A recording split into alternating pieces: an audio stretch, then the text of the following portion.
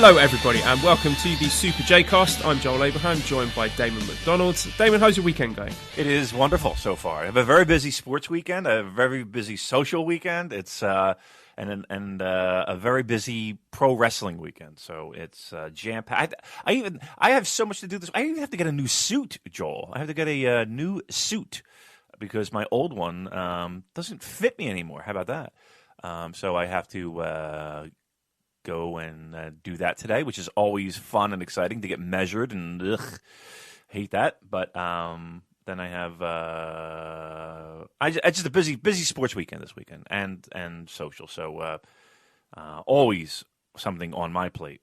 How about you, Dave? How about you, Joel? Well, I want you to tell me about this Kiss tribute concert you went to. It's what the people want to hear. Yeah. Well, you know how much I love the tribute shows, right? So, because why wouldn't you? Here's the thing: I'm not going to pay $100 to see 75-year-old two original members of Kiss, right? Now, growing up, you fucking, at least me anyway. You grow up, you had in this like late, like when I was a real little kid, it was the late 70s, right? So I was born in 72, so. You know, in the 70s, Kiss was massive, right? And they were cartoon characters, and they were pro wrestlers, and they were everything that was crazy about craziness. And I was just like, what the fuck is this? Kind of like pro wrestling. So they are a little. I'm a low key Kiss guy, right? And I don't really admit it a lot, but I do like Kiss. So they have a tribute act that's around here. It's called Alive 75, and they tour all over the East Coast. And I'm telling you, man, they do it so legit. Like the whole costumes, the makeup, the stage show, the fucking everything. So I tried to get my friends to go. Nobody would go with me. No, I went. I sent Joel a video of them closing, of course, to Rock and Roll All Night, and the confetti flying, and it was just fucking great. It was magic. I was standing there alone like a fucking jizz bag because nobody would go with me. Everybody thought it was ridiculous. So I went, and then it was great.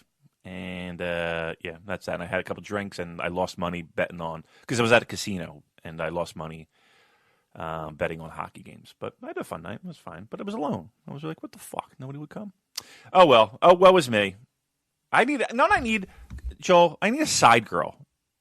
You know? Someone I can bring to stuff where my wife doesn't want to go to. You know what I mean? Like, I need that. Because she was like, I'm not going to go fucking see Kiss. I'm good. She goes, I'd rather go get a fucking mammogram to go watch Kiss. And she did. She had to go get her mammogram. which is not a joke, but, that's exactly the situation that happened. She chose to not cancel her mammogram appointment to not go to this Kiss show. So, yeah, I mean, that's what I need. So I need somebody, I need a side. To be like, to go to Kiss shows and wrestling shows and I don't know, dumb shit that only I like. That's what we need to establish here. That's what I need my fame on the Super J-Cast to establish. Yeah, if anyone wants to be Damon's side chick, just slide into the DMs. Yeah, you have to like good music, and I don't know. Let me ask you this: Do you like a girl with tattoos? Yeah, my wife's got one. Yeah. She's got two, actually. Yeah. She got them after we were together, so it wasn't like a deal breaker or anything. Mm-hmm. She has one on her back, which is a jasmine flower, because her name is Maliwan, which is the Thai word for jasmine. Okay. And she got one on her wrist, which is the Thai number 9, which was a tribute to the King of Thailand, King Bhumibol, who died, I think it was last October, it might have been the October before that, who was the 9th King of Thailand. And I think you speak to a lot of Thai people, and that king in particular was a very big part of their lives. So she's got 2 tattoos there. What about you? Yeah. You into the tattoos? I like a little bit of I like to call it grime. I like a little grime on a girl. I like a rock and roll girl. I like a girl who could pull off a leather jacket. I like a girl who could pull off a pair of Doc Martens. I like a girl who got a little style, a little substance, a little grit. I like that. So tattoos only adds a nose ring helps. I like a nose ring. Has Mrs. Damon got any tattoos? Yes, she does. She has, with the what they call the tramp stamp. She got one of those, but it's not like tribal shit. So she got something that really means a lot to her. It's 3 jack-o'-lanterns. Is it Jushin Liger's face? It's Jushin Liger's face. Me, Jushin Liger's face, and and Noel Gallagher. Really weird. No, they're 3 jack-o'-lanterns. And they're really cool. So they're 3 jack-o'-lanterns together, and there's these little bats that are around it. So she really likes fall and Halloween and stuff like that. So I thought that's cute. But her getting it was the funniest thing because she has like a very low pain tolerance, and she was getting it, and I'm using literally a lot again. I'm sorry, but this again is literally the outline of half a pumpkin was completed. And she's like, "Oh, I can't do anymore. And the tattoo guy's looking at me, and I'm looking at him I'm like, dear, you ain't even started yet. Like you have nearly done, honey. Yeah, right. We're almost there. We're around the home stretch. We just started. So she only has she has the one. But okay, so yeah, there's that. And all right, so yeah, is there a story behind that? She just loves, she's one of those people that love the autumn months and Halloween she loves and like spooky things, and she just loves it. So they're kind of these little whimsical jack-o'-lanterns, 3 of them. And I don't know, it is her. Like honestly, I wouldn't expect her to get much like that, or like a like something animal related. It would be right up her alley. So that's not shocking to me at all. But I like it. It's cool. It's just it's different. It's not like the typical girl tattoo that that they would get. All the girls went to Cancun and they came back with the same stupid tattoo. It's a little bit original. Not even a little. I think it's very much original. I like it. All right. So enough about that. So yeah, slide into Joel's DMs, and Joel, you can rate them. Like you can kind of weed out the ones that I won't be interested in. You could be like my Tinder app. Right? And you can weed out the ones swiping left or swiping right. Yeah, what's good for me. You'll know what's good for me on that one. So, okay, good. I can't believe we're going to get a lot of dick pics, aren't we? I think we are going to get a lot of. You're going to get a lot of dick pics. And I'm going to play. If I get dick pics, you're going to see them too, mate. I'm going to share them. Don't worry. And editor Dan probably. Yeah, we're all getting them. This is going to be the best week ever. And then I can't wait to play this in the car. And have my wife looking at me like, "What the fuck are you talking about? You piece of shit." So yeah, it should be a great week. All right, speaking of great weeks, Joel. We have lots of pro wrestling stuff to talk about, right? Because World Tag League's right around the corner. We got WrestleKingdom that's coming up soon. Tons of fun and excitement in the month of November, December. Am I right? What? Yeah, I've just got more non-wrestling related fluff I want to throw at you before we get started. I like this. I like fluff better than the wrestling talk this week, to be quite honest. And this is on brand, right? I've just sent you a photo in our WhatsApp group. A very exciting discovery in a local shop today, which if you have a look, you can see it's a large can of what is called Rio Strong, and it looks very similar to Strong Zero. I think it's like a sort of Chinese rip-off of a Strong Zero. It's got the lemon flavour, 8%, so it's not the 9%. It's not the the one that's going to make you go blind if you drink too many of them, but. Right. I was thinking maybe next week I'll drink a couple of those before we start recording and see what happens. I think it's a good idea. Let's give it a shot. I mean, they're trying at least. It does look like a Strong Zero, but it's 8%. Listen, that 1% ain't going to make much difference. I'm going to be truthful. So yeah, give it a shot. I mean, honestly, if I'm in your neighborhood and I go into the shop and I see that I would probably pick that up. Right, that would probably be the one I would be like, okay, this is the closest I'm going to get. So yeah, I want try that, give that a shot, give us a taste test. Hey, did you ever try those other crisps that you said you weren't going to try, but we asked you to? No. Do I have to? Well, I mean, look, the people want what the people want. We have okay. How about next week before the show? I will buy some and I will eat them live on air as we record the show, and I'll give you my immediate feedback. I like this. I mean, listen, I'm just saying, it's what the people want, right? That's a big Kevin Kelly line. It's what the people want. I want it. It's as you like to say, it's Who on gives brand. a fuck what the people want? We're doing this show solely to amuse us. So That's good. Well, I want it. Let's put it that way. I want it. So I'm the barometer of what the fans want. So yes. Okay. Good. okay, first question then. WH Park says, please ask Damon his opinion on the Ottawa Senators Uber scandal. I don't know what this means, so for any listeners who, like me, are ignorant of this, please let us know what it is and what are your thoughts. All right. So here we go. Being the NHL guy that I am, here's the scoop, and here's what went down. And this could apply to a lot of different sport, right? So, and I'm sure it happens a lot, except that it hasn't gone to this extreme. So, Ottawa Senators are the hockey team in Ottawa, Canada, the capital of Canada. So they get an Uber, and I don't know if they were going to a restaurant or coming back from a restaurant or whatever. So they're in this Uber, and this Uber driver is recording. So that's not uncommon, right? Because I think a lot of Uber drivers do that to protect themselves and to, with people suing and shit going down. They like to have a recording in the car to be like, no, this happened or this happened. So they're just covering their ass. So the guy, I don't know if he recognizes them as athletes, but they're all really fit, good-looking guys. So he just connected. They weren't wearing all their hockey gear with their masks and hockey sticks, no? Yeah, no sticks. No, they were just in street clothes. And I think the guy even asked what team they play for.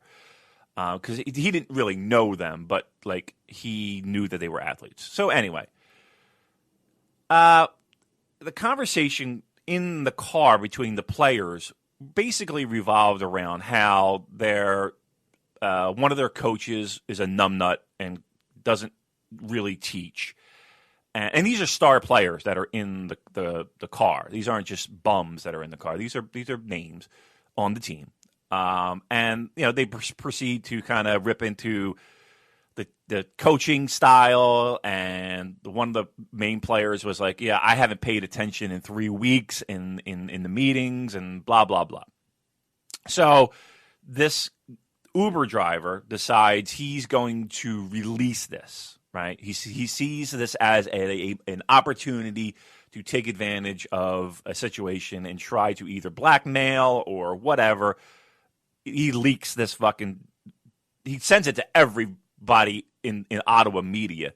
Somebody ran with it, and away we go. So, of course, there's this big thing of the players ripping on the coaching staff and management and everything else, and who's going to get traded and who's not. Here's my take on this. This is every single you get a bunch of players in. Name me a team that doesn't complain about coaching, when they're in their own environment where they feel is a safe environment, right? Oh, I wish I got more playing time. Oh, this guy fucking has me doing laps, because I fucked up. Or skating extra hard, doing suicides at the blue line. He called this play, but it happens all the fucking time, right? Except this time, this Uber driver decides he's going to be a jerk off and release it, right? So no, I don't fault the players. I don't fault them at all. They're letting off steam because they're frustrated because their team's not playing very well, and it's either you're not playing very well or the system's not working. It's one of the two. So they're saying the system's not working. I blame the Uber driver for being a jerk off and releasing something like that when he knows he shouldn't have. And he was just looking for a payday. So that guy can get right up the fucking street. I don't blame the players. And guess what? The players are playing pretty well regardless. So that's that on the Uber scandal. See, it's not as juicy as you thought it was, right? You thought it was like sex and hookers and blow. And no, it was just a team just ragging on their coaches. Right, now I've got to try and do a really clumsy, heavy-handed segue into New Japan Pro Wrestling stuff. So impossible. Here we go. I was going to do one, but I want to ask you another question first. So, what did you think of that latest episode of the Eggshells podcast? Speaking of excellent, and excellent, if you will. How about that Joel Abraham on the Eggshells podcast that was released? Outstanding job. And again, pulling back the curtain a little bit, you had confided in me that you were a little worried about this performance, and you were a little, you were a little on edge about it. You didn't think you did a good job. I thought you did a great job. I thought you did a outstanding. I was listening to it at the game, and I was laughing my ass off at your jokes and the repartee that you guys had. I thought it was good. I really did. I thought you did an outstanding job. You did your homework. Nah, I think you hit it out of the park, and I think everyone. You hit it out. Not only did you hit it out of the park, you hit it out of the WH park. Huh? See Oh, that's good. That is very good. That laugh was the worst. No, you did fine, man. You did really good. Proud of you. We're going to get so many more listeners now, and every one of our listeners should check it out. The Eggshells podcast, Joel. And I think, what am I? Am I around the corner next week? Yeah, so you're going to be talking about WrestleKingdom 4, am I right? That is correct. That is correct. So, yeah, back-to-back Super J-Cast on the Eggshells podcast. So we thank Chris Charlton for that. That was fun. And again, it only helps us and help him out. Give that a listen. And it's good. I will say this, Joe. I did see it online. I saw your name on somewhere really extreme. Let's put it that way. No way. Oh, I've got to go look this up now. Go look it up. It's there. It's nice. Am I on a torrent, Damon? Yes, you are on a torrent. Yes, you are. Yes. Go look it up. I've made it, Dan. This is great for me because if you want to listen to this podcast, listeners, you need to check out Post Wrestling. So it's on the Post Wrestling podcast feed. And I've been listening to John Pollock and Waiting for about a decade now. I think it was around 2009 I started listening to it, and I really enjoyed their stuff. They're one of the first wrestling podcasts out there. So for me to be invited to appear on one of their affiliated shows is a really cool moment for me. So I enjoyed it a lot. And like you say, I was a bit worried about it because I'm a perfectionist. I want to do things right, and there were some things that I thought I could have done better. But listening back to it, it was okay. Maybe that was just Chris. Maybe he edited it to make it sound really great. So anyway, do check that out so you can hear me this week and you can hear Damon next week. Yep, absolutely. It's well worth your time, well worth a listen. And again, I think he did great. Joel did great. Of course, I did great.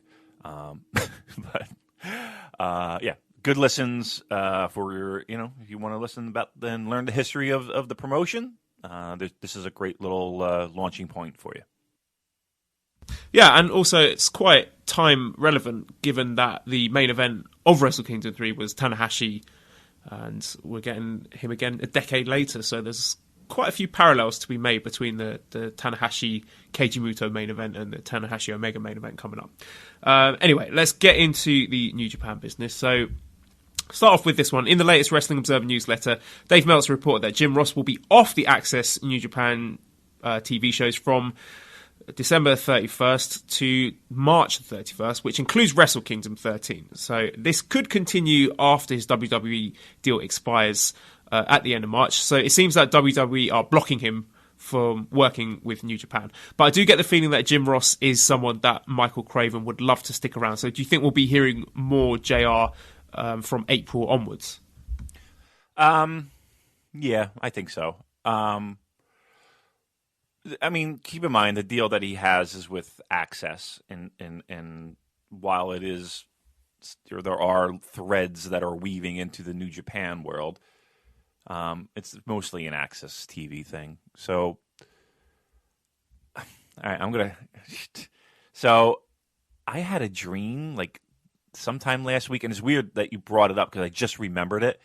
That me and Jim Ross were out, and he was crying because of the situations that he was telling me about his wife passing and everything, and how upset he was. And I promised him that I would take it easy on him on commentary. That was my dream. I just remembered this dream that I had. Ooh, now I feel weird. So do you have to honour the terms of that promising, even though it was a dream? Yeah, I don't know. I mean, I don't know. Maybe. I think I might have to. But here's the thing: there's no need to, because he hasn't done any commentary, and there's no need to dig up old things. So no. But I think you probably will. Look, anything's possible. Anything's possible at this point when it comes to that English commentary stuff. I mean, I'm reading interviews where that's a real driving force, and you could see that in everything that they do, and the amount of people that hands are on deck when it comes to the English side of things. So of all the people that they brought in. I mean, if we're talking recognizable names to the casual pro wrestling fan, he's top of the list. I mean, sadly, Lanny Poffo is probably second. So, yeah, I think we will. I think unless WWE is really being stingy about it and being a total twat about it, which they can and will, we'll hear more from JR, I'm sure. When you say twat, what is the spelling of this word? TWAT. It's twat. All right. I go, what the fuck? Not twat. You say is that twat? Is that an American thing? Yeah. Is that an American word? You say that in the States as well? Yeah, twat. I thought that was a very British thing. I didn't realise that. It's like it's not twat. Yeah,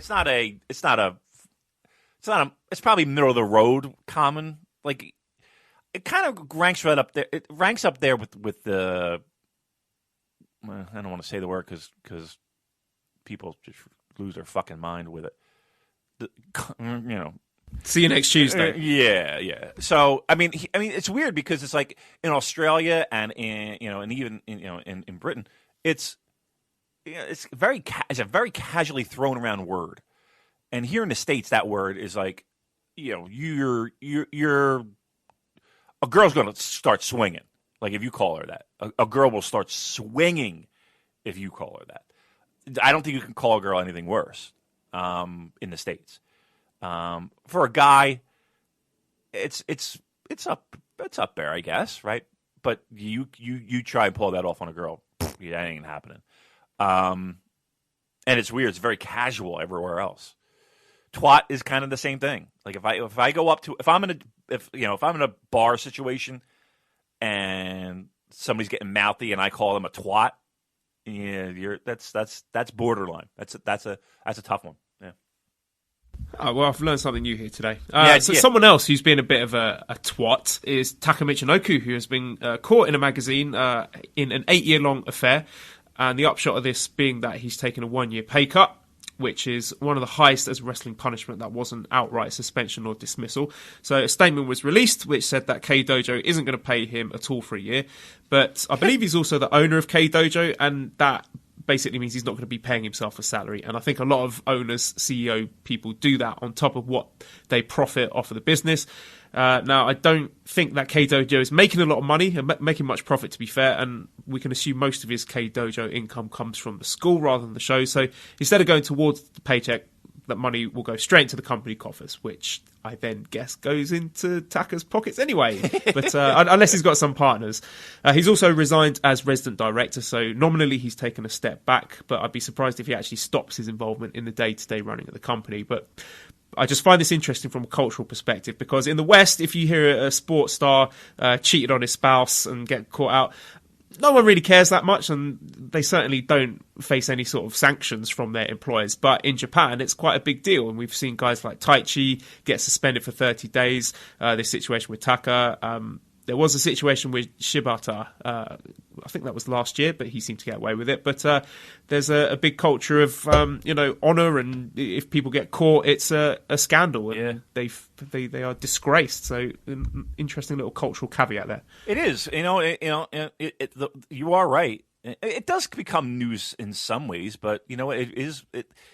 Listen, we have bigger fish to fry. It seems like in our country, as opposed to our athletes being unfaithful. Unfortunately, we have these things that like to pop up every month called mass shootings that apparently seem to be the every month. So that's where our thoughts and prayers are going to go. Unfortunately, just fucking that stuff drives me nuts, Joel. That's the stuff that drives me nuts. The idea of every month, I got to go through this nonsense of, there's another. And here's the thing: this country has become what's sensitized is the word I'm looking for. Desensitized. It's unbelievable. You don't watch South Park, do you? I used to. because the latest season, like every time they show a shot of the South Park Elementary School, you can hear gunshots and people screaming. And then the most recent episode was the chief of police coming in, who he was getting angry because he's got to deal with school shooting when he wants to go home and play Red Dead Redemption 2. So it's like, I've got real problems, real people to deal with, and I've got to come in here and waste my time dealing with you little shits shooting each other up. Right. I mean, that's really what it's become. I mean, again, I don't care about the political aspects of it. So if you come to this, I swear to God, get right up the street. I don't care about the political stuff. It's the fact that the line was crossed the day when a guy walks into a school where it was kids, like little kids, not even like high school kids, like little kids, and a guy just starts rattling off a gun. That was like if nothing was going to happen on that day, nothing is going to happen, period. And since that time, we had the Las Vegas shooting, right, which was about a year ago.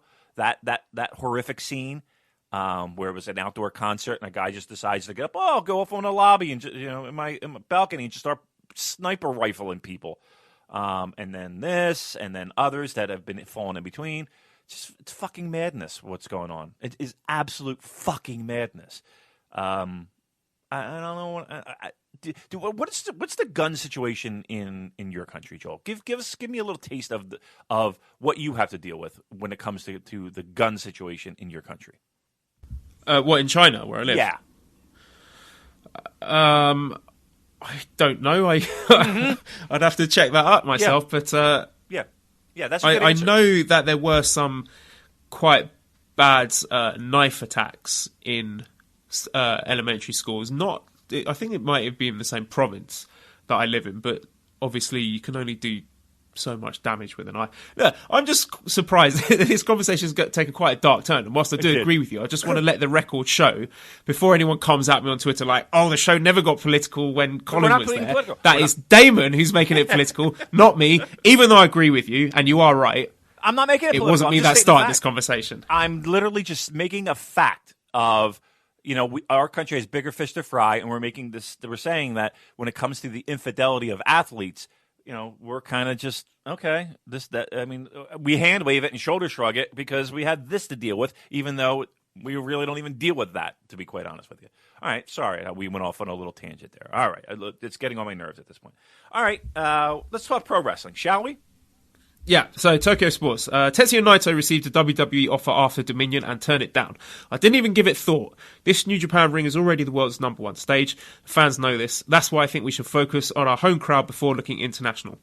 So, strong words from Naito there. And what I found really funny was Andrew Rich, friend of the show, he put a tweet out afterwards just sort of riffing on that regular Tokyo Sports thing where Naito has a meal with them and then sneaks off without paying the bill. So Andrew posted a little joke on that saying, yeah, and then WWE took him for lunch and then Naito sneaked out the window without paying the bill. And then a load of people just didn't get the joke and were in the mentions going, that's really unprofessional of him. Or saying, well, WWE would have paid for the lunch anyway. What are you talking about? So people completely missed the point there. But what I thought was interesting is the fact that WWE went after Naito when he's at his lowest ebb, kayfabe-wise, so coming off the back of that Jericho defeat at Dominion. So what percentage odds do you give to Naito ever going to WWE?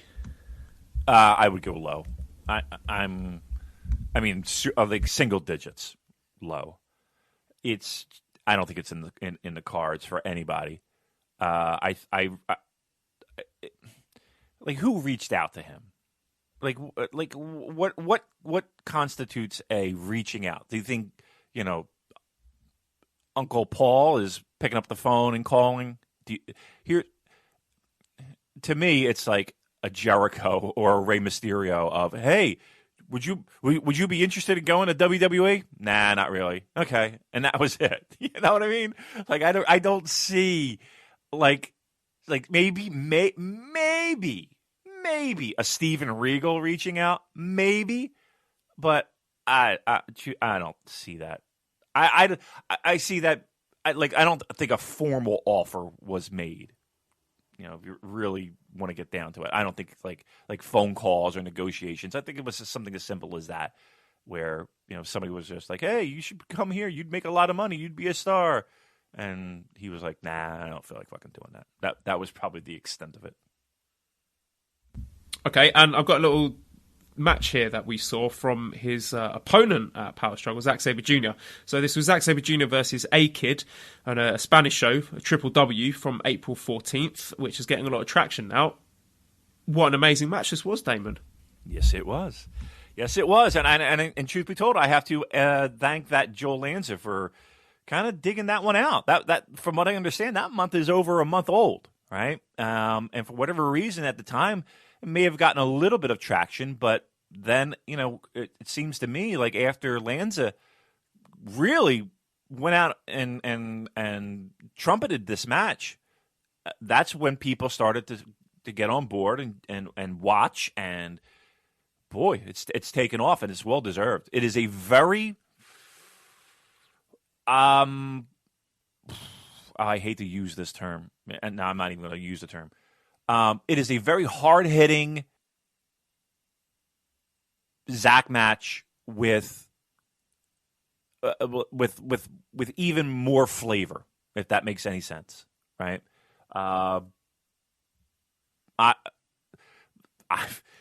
There's no doubt in my mind that Zack Sabre Jr. should be in the mix for Wrestler of the Year come award season. He really should be in that mix. Just go out of your way to watch it. It's a fun match. It's an exciting match.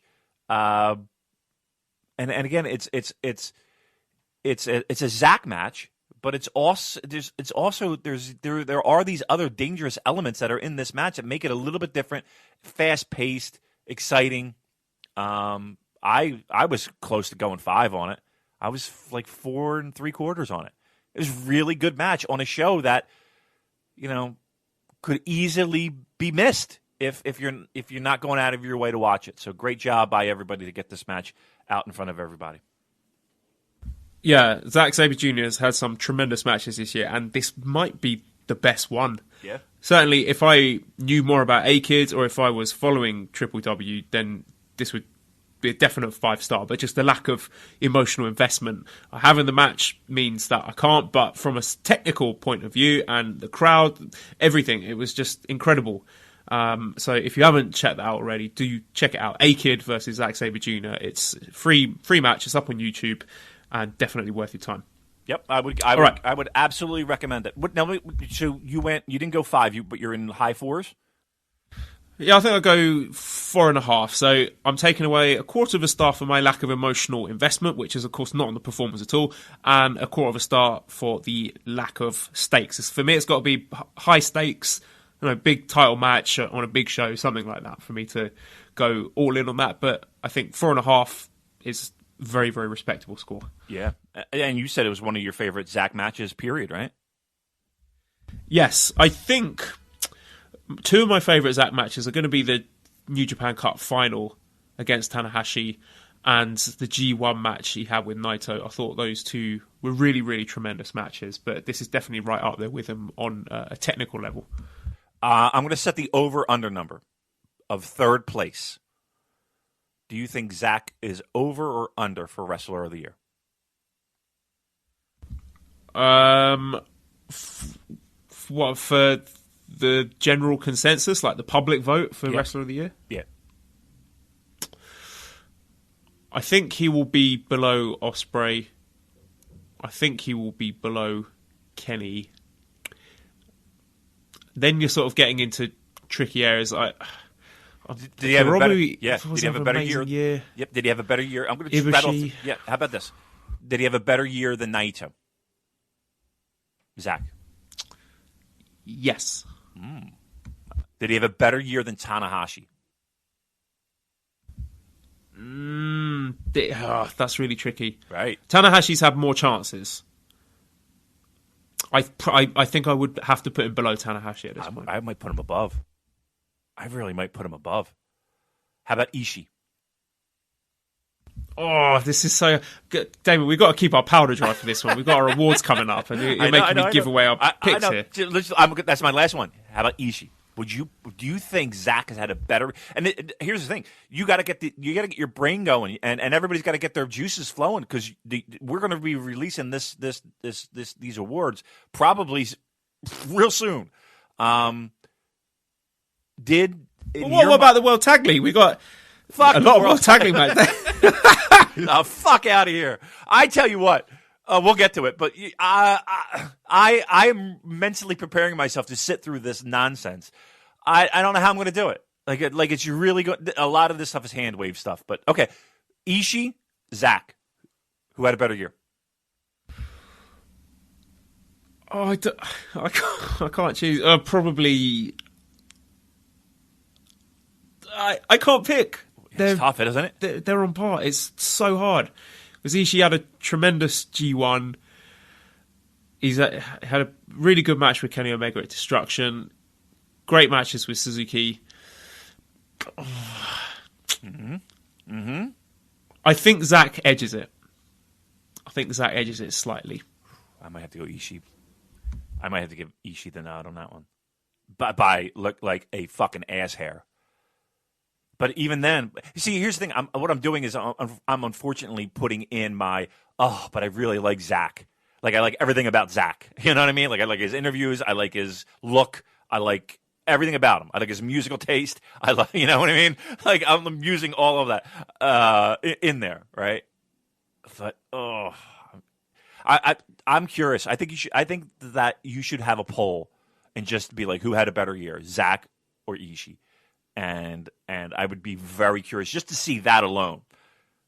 Very curious to see what people thought of that, because to me that is a very difficult one to. Because if you go through and really like go back and look at those, not even watch, just remember all those New Japan Cup matches and all those submission finishes and. Look, there's a huge body of work that Zach had that really goes neck and neck with what Ishii produced. So I'd be curious to see that one. I'd like to see a Twitter poll on that one. So year-end awards are going to be fun. Okay, done. I've just made the Twitter poll, so it'll be interesting to see what scores we get by the end of the podcast. All right, next thing, a question from Dan. It says, I hate to harp back on to faction-based questions, but this one is important because it involves the heart and the soul of the former Bullet Club. What is Big Yujiro and Chase Owens standing on the faction front right now? Are they elite Bullet Club or are they just stuck in limbo? And I brought this up because we did get some Bullet Club updates. So a while ago, Cody went on a Twitter rant about how New Japan removed them from the Bullet Club, how it's Jay White's group now. Then on the Jericho Cruise, Kenny, Cody, Skull, Hangman and the Bucks announced that they're no longer in the Bullet Club. They're now just going by the elite. But Chase and Yujiro are still in the Bullet Club with Jay White, God, etc., despite being allies with the elite since the split. The New Japan website still has the Bullet Club logo in Kenny's profile and Cody's, etc., but website profile updates are not always immediate. Now, here's the interesting thing. Cody and Kenny own the elite trademark. So, yes. To some extent, New Japan is just protecting their intellectual property here if the elite do leave. So, moving the faction over to the other guys and the future star in Jay White. But here's the thing. This Bullet Club Civil War has been going on for months and months. And now one side just concedes defeat on Twitter and then on a boat. This is really stupid to me. It would be like in the middle of the WWF, WCW, ECW invasion angle in 2001 that the Alliance just announces online that they've given up. But like, we should have had a match here. It could have been great. We could have had something, a power struggle, 5-on-5 elimination match or something. Kenny, the Bucks, Cody and Marty against Jay White, Guerrillas of Destiny, Fale, Ishimori, with the winners keeping the Bullet Club name.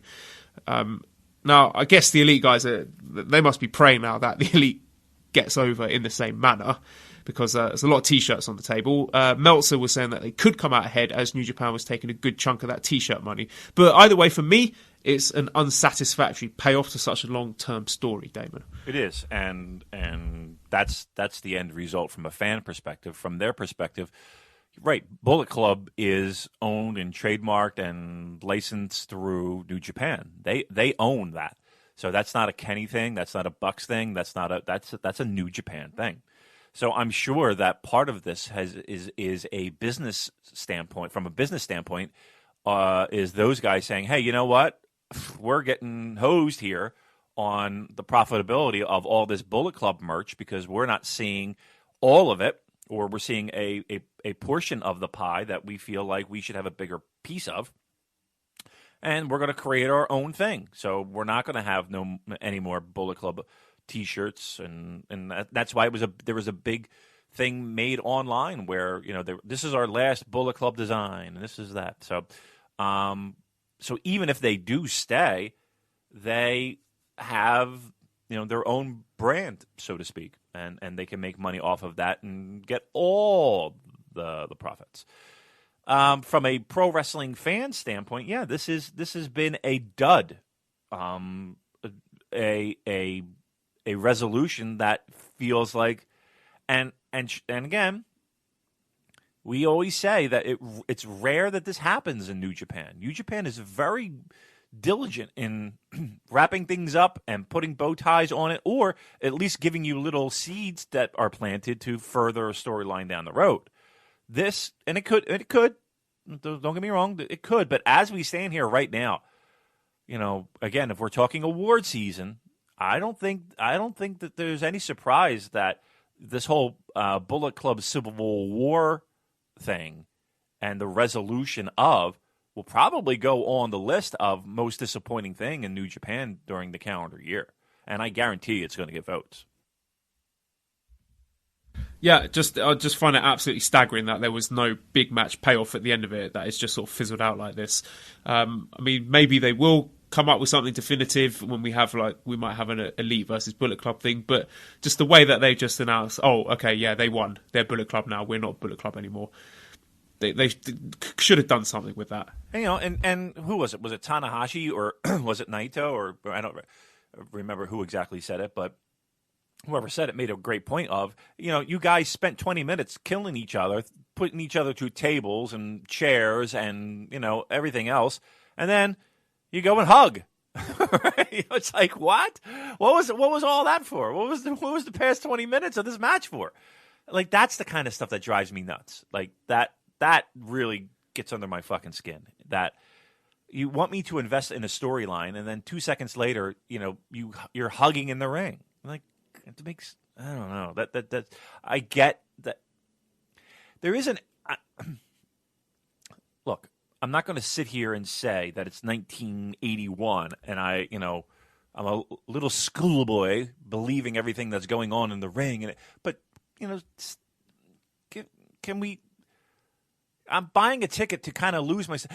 I don't know. It's like I just feel like it's like you go to a movie. And as they're rolling the credits, the actors get on stage and remind you, well, I'm not Iron Man. Just remember, there is no Iron Man. Okay, good night. Like, why? Could you just let me enjoy the fucking storyline? And instead, 2 minutes later, you're hugging in a fucking ring? Drives me nuts. All right, where are we now? Sorry. Okay, there was an interview with Harold May in Up Rocks by Emily Pratt. So I'll just give the condensed version. So he was asked about the westernization of the product. He said he's trying to bring the Japanese way of wrestling to the global audience in terms of philosophy, the traditions, the way they educate their wrestlers. He's talked about creating more English content, like interviews, videos that explain the matches or explain the emotions of the wrestlers before a match, post-match comments, together with a history, like the history of the factions. And he wants to explain the richness of that history to an audience that might not have been exposed to it as much as Japanese fans. He says he's not trying to change anything within the ring. He's actually trying to bring exactly that essence to the Western audience. So he mentions that there's a global standardization going on as international talent is exchanged, and over time the differences between American, Japanese, British and Mexican wrestling will become less prominent, but he's still trying to bring Japanese wrestling as it is. He talks about the mental training of the young lions, the fact that they don't rely on mic work, the way they let their wrestlers create their own personas. And he says the only difference between the Japan dojo and the LA dojo is that the LA trainees don't have to cut their hair. He talks a lot about global skills for expansion, things like branding, protection of brands, negotiation processes, legal compliances that need to be scaled up. And he commented on backstage rumours and said that people always resist change, like his adaptations for global standards like banning the fuck word, the middle finger, or shooting water out of your mouth onto the fans. He says these things may have been okay in Japan, but are unacceptable on a global standard. And they also talk about the fact that 40 to 50% of their fans at shows are women and 10% are kids under 12, and he wants it to be a safe and good environment for women and kids to come to. So what did you make of his comments? Well, he's saying all the right things, saying all the things that we want to hear, right? I don't think anybody's going to poo-poo the idea of having English content explain historical moments in the promotion that maybe they don't have, newer fans don't have the context of, and even fans that have followed it, I'm sure would learn a little bit more about the context of why things occurred. I mean, we for everybody that knocks Dave Meltzer, right, which to me is fucking hilarious. Like the people who do, just I hand wave because whatever. But in that same breath, the only context that a lot of people have about historical moments in New Japan Pro Wrestling is through his interpretation of them, right? So to have maybe a different spin and a different feel and that's not to say that those things weren't accurate. I'm just saying that it is through his lens that many older New Japan fans and Japanese wrestling fans learn about and understand the whys of things happening or through his lens. So to get that different perspective and that different feel and a different take, I think everyone can learn from that and everyone can win from that. So thumbs up there. I think for the microphone stuff that he mentioned, I don't know if I necessarily agree with that statement in the sense of, one of the reasons, and again, it doesn't necessarily mean that it is true, but one of the reasons that it was explained to me by someone for like an Ishii not really getting the push that people think that he should get or deserves or whatever, or Goto. Those post-match interviews that they really like to have, whether it's in the ring or backstage, they really don't deliver well. If you're going to look at Ishii and point a finger at, right, what could possibly be the reason for him not being super successful? If we're being objective, that's really one of those things. He's not what you would call a wordsmith. Goto, I would say the same. So while he's saying that, the mic work. Now, listen, are we talking about backstage vignettes and, looking at a monitor sideways like they do in WWE? Like, who watches TV like that? It's the worst shot in the entire world. That kind of nonsense. Yeah, I would agree 100%. We don't need that. We don't want that. It's not important. Correct. But to just hand wave mic skills, I don't know. I think it's important. I think because even from a Japanese perspective, you need that to connect with your fan base, and from a Western perspective, we always like to kind of understand what they're saying. So, I think while I think there's something to be said there, I think that some of that is missing the point from what Harold had mentioned. Yeah, to me, the most interesting thing was the fact, him talking about the global standardization and the things like, the legal, let me look here, branding, protection of brands, negotiation processes, and legal compliances. Because to me, that is screaming out things like, going after people like Showbuckle and people who are gifting highlights in New Japan matches on Twitter, because that seems to align with what Harold is saying here. So I don't think that he's influencing the booking of the matches personally, but I think on the business side and in terms of brand protection and stuff like that, in his own words, he has taken a strong hand in that. So I guess that's where we're seeing the biggest differences. Well, we've been trying to put it off as long as we can, but we better get onto it. The World Tag League, Damon, the graveyard of many talented up-and-coming voices of wrestling writers. And I'm praying for you, Harley Duncan. So send Harley your well wishes, because he said that he's going to take it on. He's going to be writing the reviews for the World Tag League, and I'm scared for him. So this is going to go from November 17th until December the 9th, and we will go into the teams in a bit more detail later on, but I'll just list them off first. We've got Evil and Sonata, Taichi and Zack Sabre Jr., Suzuki and Izuka, Killer Elite Squads, Hangman Page and Yujiro, Gorillas of Destiny, Best Friends, Juice and Fiddly, and Ayato Yoshida and Shota Umino. Michael Elgin and Jeff Cobb, Togi Makabe and Hinare, Ishii and Yano, TenCozy, Nakanishi, and Nagata. So this is one block, Damon. One block with all 14 teams in it. That's 92 matches, including the final. Same as the G1. There were 57 World Tag League matches last year. And by comparison, the G1 was 18 shows in 29 days. This World Tag League is 17 shows in 23 days. And Lanny Poffo's doing commentary. So, Damon, I was thinking we do daily podcast review each of these shows. What do you reckon? Yeah, we do. Yeah, we get in instant takes. All right, can I be honest? We do it. We do a New Japan Pro Wrestling podcast. We do the best New Japan Pro Wrestling podcast. Our numbers blow away anything. We're great. I don't think I can do this. Are we really going to get back here on every Sunday and review these shows? Number one. Number two. Like, I feel like this is the crime we this is the we have to pay for our crimes, right? And it's kind of like paying for our sins, watching and reviewing these shows. Do we have an obligation to the New Japan Pro Wrestling community to review these shows, Joel? No, it's a free podcast, Damon. Until people start paying us, then they can get fucked. Right. Thank you. I love it because I don't even think people are people going to sit down and watch this? Like if you have a choice, are you going to sit there and watch Izuka Suzuki versus Nagata Nakanishi tag match, or are you going to go out and enjoy the fucking sunshine and the fresh air? Oh, I mean, I don't. I just. Why are they doing this to us? It's just painful. So, I really think that we'll ramp up coverage. Look, we're going to watch stuff, but I can't guarantee you that I can only speak for myself. I can't guarantee you I'm going to watch all these shows.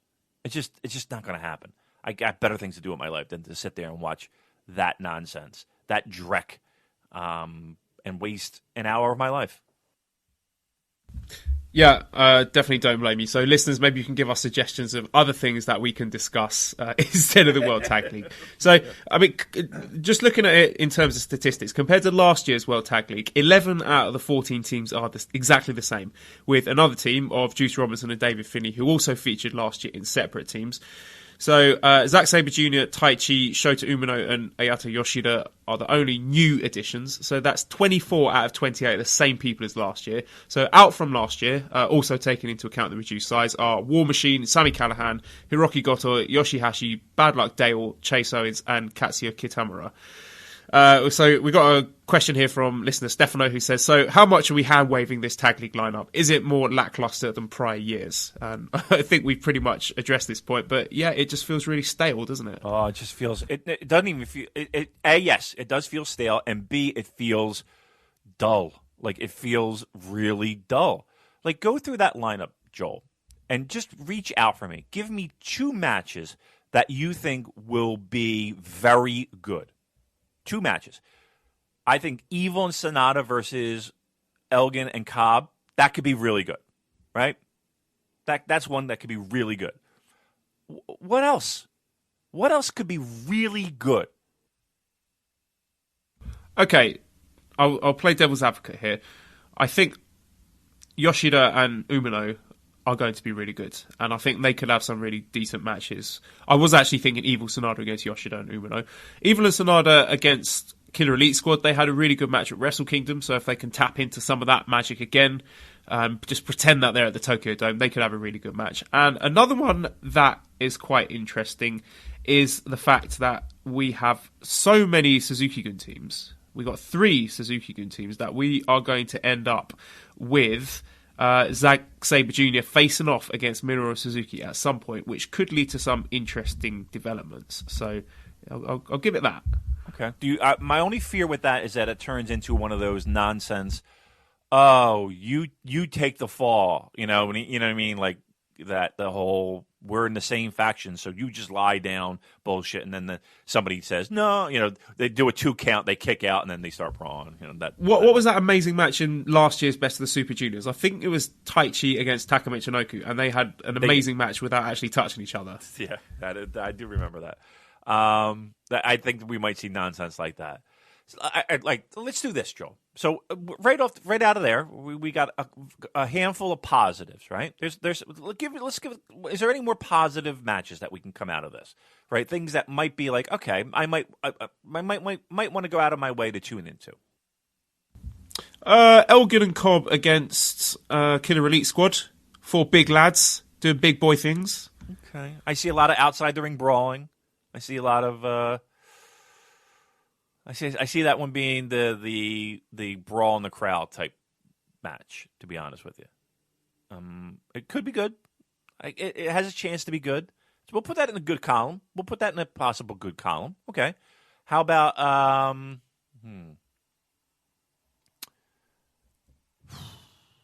You think Best Friends can pull out some magic? How about Best Friends against Juice and Finley? 4 lovely boys, having fun, doing goofy stuff, having a laugh. Okay. All right. That could be good. That could be good, right? How about Juice and Finley against Nakanishi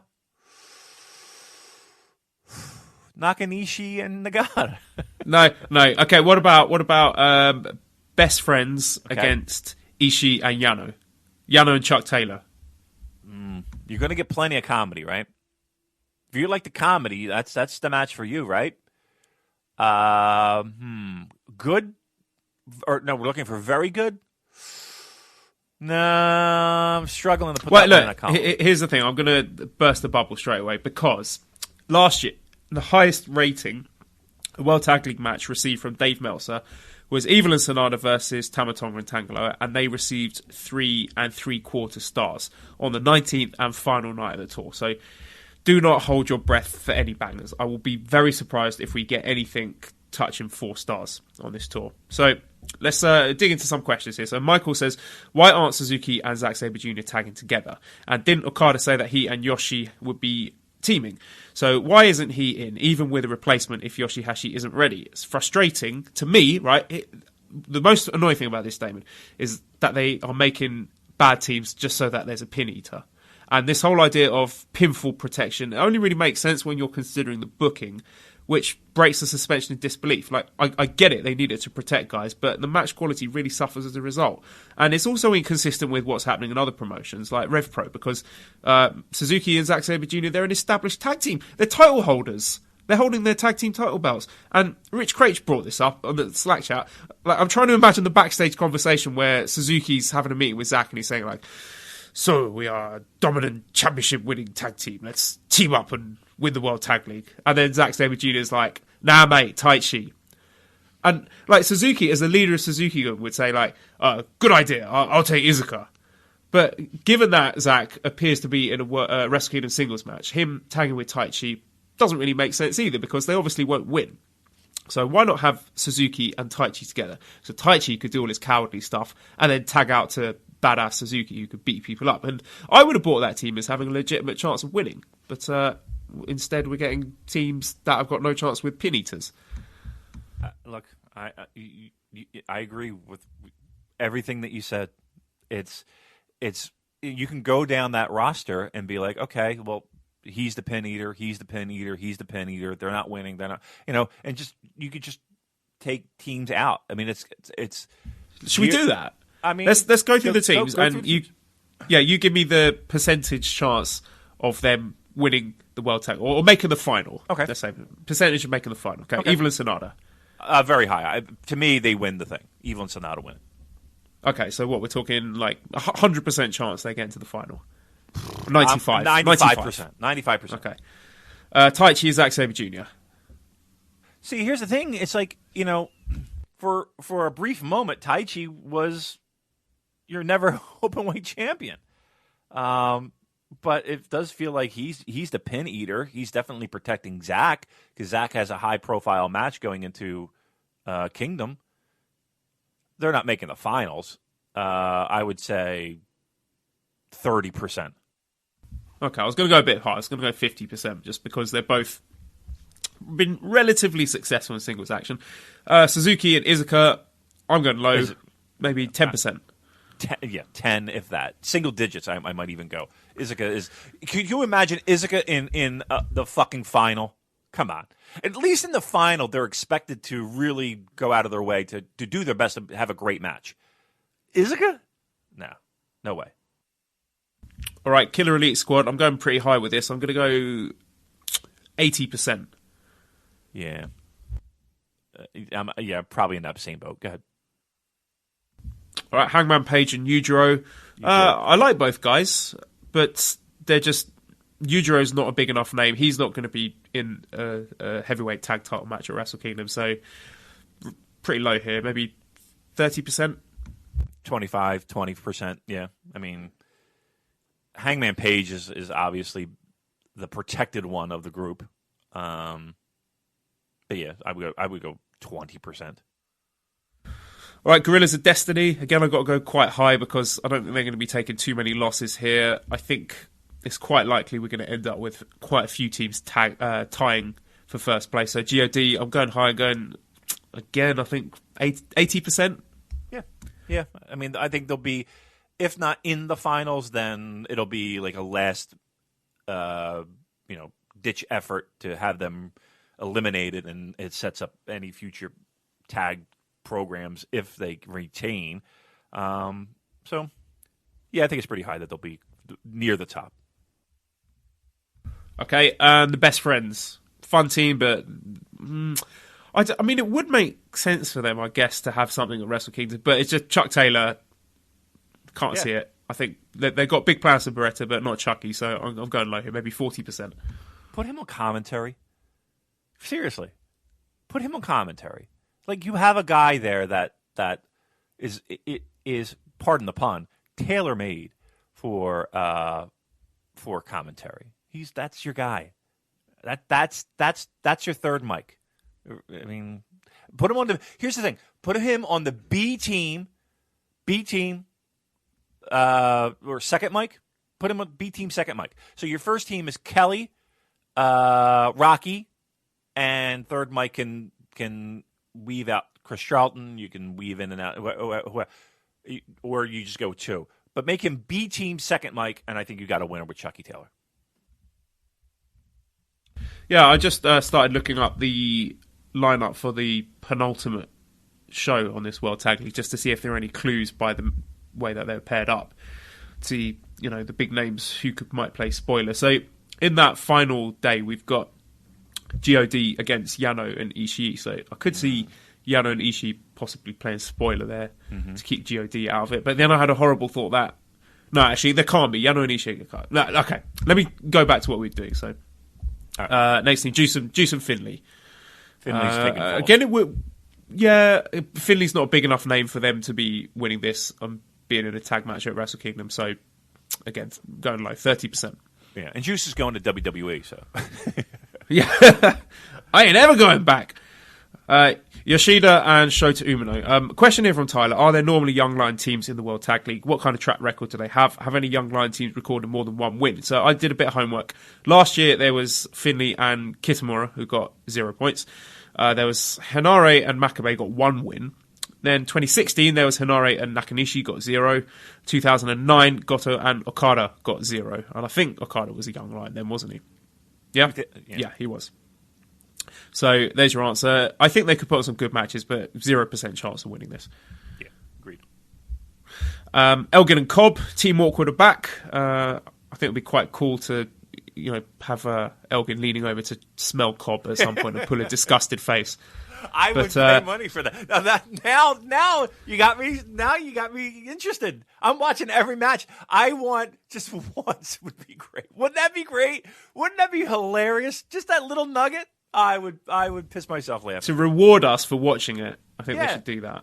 Come on, Big Mike. Just lean over. Yeah, if you're listening, Mike, do it. Come on, just to pop us. It'll be hilarious. Yeah, well, that would be great.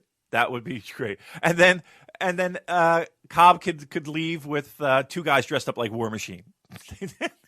and Mike could sulk in the ring, be like, "Hey, nobody wants to hang out with me."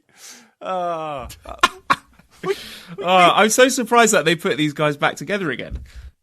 I think that was really blown out of proportion too. I don't know. Who knows? Whatever. I think everything was smooth over between those two. That's fine. But for people like us who remember all these little things, and there are people that are worse than us to remember everything. Just give us a little something. We're watching these shows. Give us something. Give us a little taste of So we're definitely watching them now, are we? Just to, you know what? I'm gonna do my due diligence because I know people listen to this show and I know word gets back to a lot of people. But I'm gonna make a special request, a personal request, to see if this happens. And if he does it, you'll know it was our handiwork that made this happen. How about that? All right, wink to everybody. Okay. Odds of Team Awkward winning this World Tag League. Team Awkward. I like that name too. Team Awkward. You know, Mike doesn't have a lot to do, and Cobb doesn't have anything to do come WrestleKingdom. I think they'll be high. I think they'll be in the mix. I don't think they win, but they'll be in the mix. I'll go 60%. Final day, they have got Hangman Page and Yujiro. So, yeah, would they still be alive going into that? Could we see Hangman Page getting a big pinfall over Elgin or Cobb or something to establish himself? Certainly a possibility. And then we've got Togi Makabe and Hinare, which is interesting for the fact that there's no Honma, which I'm quite surprised by because they seem to be... There are quite a few tag matches. Didn't they do GBH at King of Pro Wrestling, I want to say, getting a pin over... Was it Juice and Finley? And I thought, okay, they're building them up for the tag league, but now no Honma. Yeah, I mean, that tells me that he's not ready for the grind. And I put that in air quotes of the World Tag League. Physically, there were always question marks with him, and I think that kind of answers it. I don't think he could take the grind of it. I mean, how many matches did you say there were going to be? 92. There's It's doubled the output of what was expected last year between all the teams. I don't think he could handle the grind. That's a shame, right? That's what that screams to me, is that he can't handle the grind of it. Yeah, I looked up the King of Pro Wrestling. It was Makabe and Honma beat Hinare and Juice, not Finley and Juice. I'm sure someone's going to be tweeting, yeah, it was Hinare, it wasn't... Well, we corrected it. You were right on it. Close enough. I mean, what's the... Okay, Ishii and Yano. Question here from Will. Will says, I know you guys don't seem keen on Ishii and Yano as a team, but I learned the other day that they've tagged together every year since 2005, except in 2012 and 2014, over a number of factions. They're clearly good pals, and I think that's really cool. Personally, I'm just thinking, like, why, if we kayfabe-wise, why is Ishii still friends with Yano? Because if you look at his tag partners, he started tagging with Nakamura, and then tagging with Goto, and now he's tagging with Yano, and it just makes him look like an idiot when there are other better options on the table. And I really wanted that Ishii Goto tag team. And I get that they'll have singles programs at WrestleKingdom, but they didn't have to win the World Tag League. They just needed to be a team and be awesome. But they did team together a few times. They were great. August Baker pointed out that they even had a sweet double team move. They had a Ushigoroshi into the sliding clothesline. So I'm not a fan of Ishii and Yano. Okay, it's nice that they're mates, but it doesn't make them any more interesting to watch. Like in that same train of thought, that makes me say, okay, Ishii doesn't give a fuck about World Tag League because he's picking Yano as his partner. Let me give you an example. So growing up as kids, right, I could play hockey, right? Not bad, pretty good, right? So when we were choosing up teams to play, I would get picked in the first couple of picks, right? Now, flip the coin to basketball. My best friend was very good at basketball. I stunk. I still stink. Terrible, right? Now we're friends. We're best friends. We hang out. To this day. I'm getting picked last for basketball. Right? If we're playing basketball, I'm getting picked near last, probably just over the kid who's blind. Right? So if there's somebody who cannot see, I might have a chance of getting picked before him.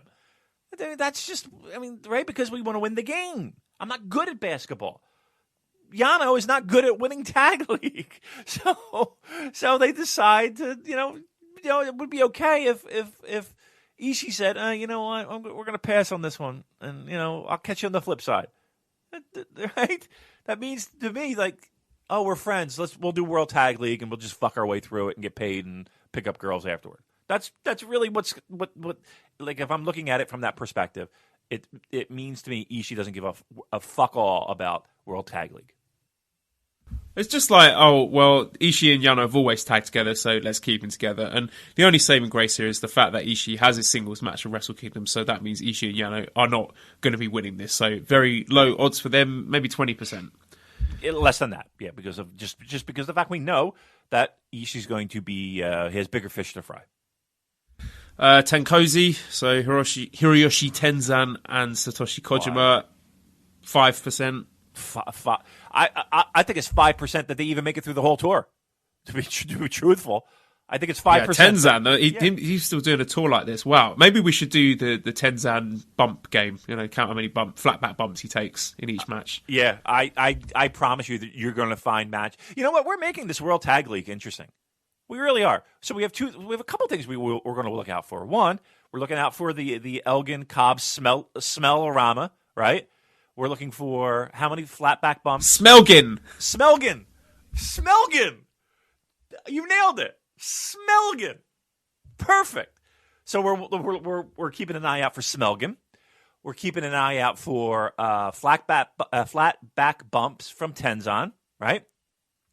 Over under numbers we'll have like daily odds. We'll be like DraftKings. We'll have like daily odds, and we'll say, okay, over under set at 3 flat back bumps in this match, and we'll have a pool of winners. Joe, flat back bump, maybe for the entire tour, like cumulative bumps for all his. But that means matches, we got to watch every match, right? If we do it like we just, we'll just pop on to Twitter, be like, okay, this match against God, how many flat back bumps does Tenzan take? And we'll have a pool, and we'll have a winner, and then as many times as we feel like doing it, then we can have a cumulative. That would be like Nicole wins the entire pool because she guessed how many flat back bumps every single time, closest than anyone else. That sounds like fun, right? We could do that, right? Yeah, I'm looking forward to this tag league now. See what we did. Not for nothing. Don't accuse us of being negative anymore. Yeah. No other New Japan podcasts have been this positive about fucking TenCozy being in the World Tag League.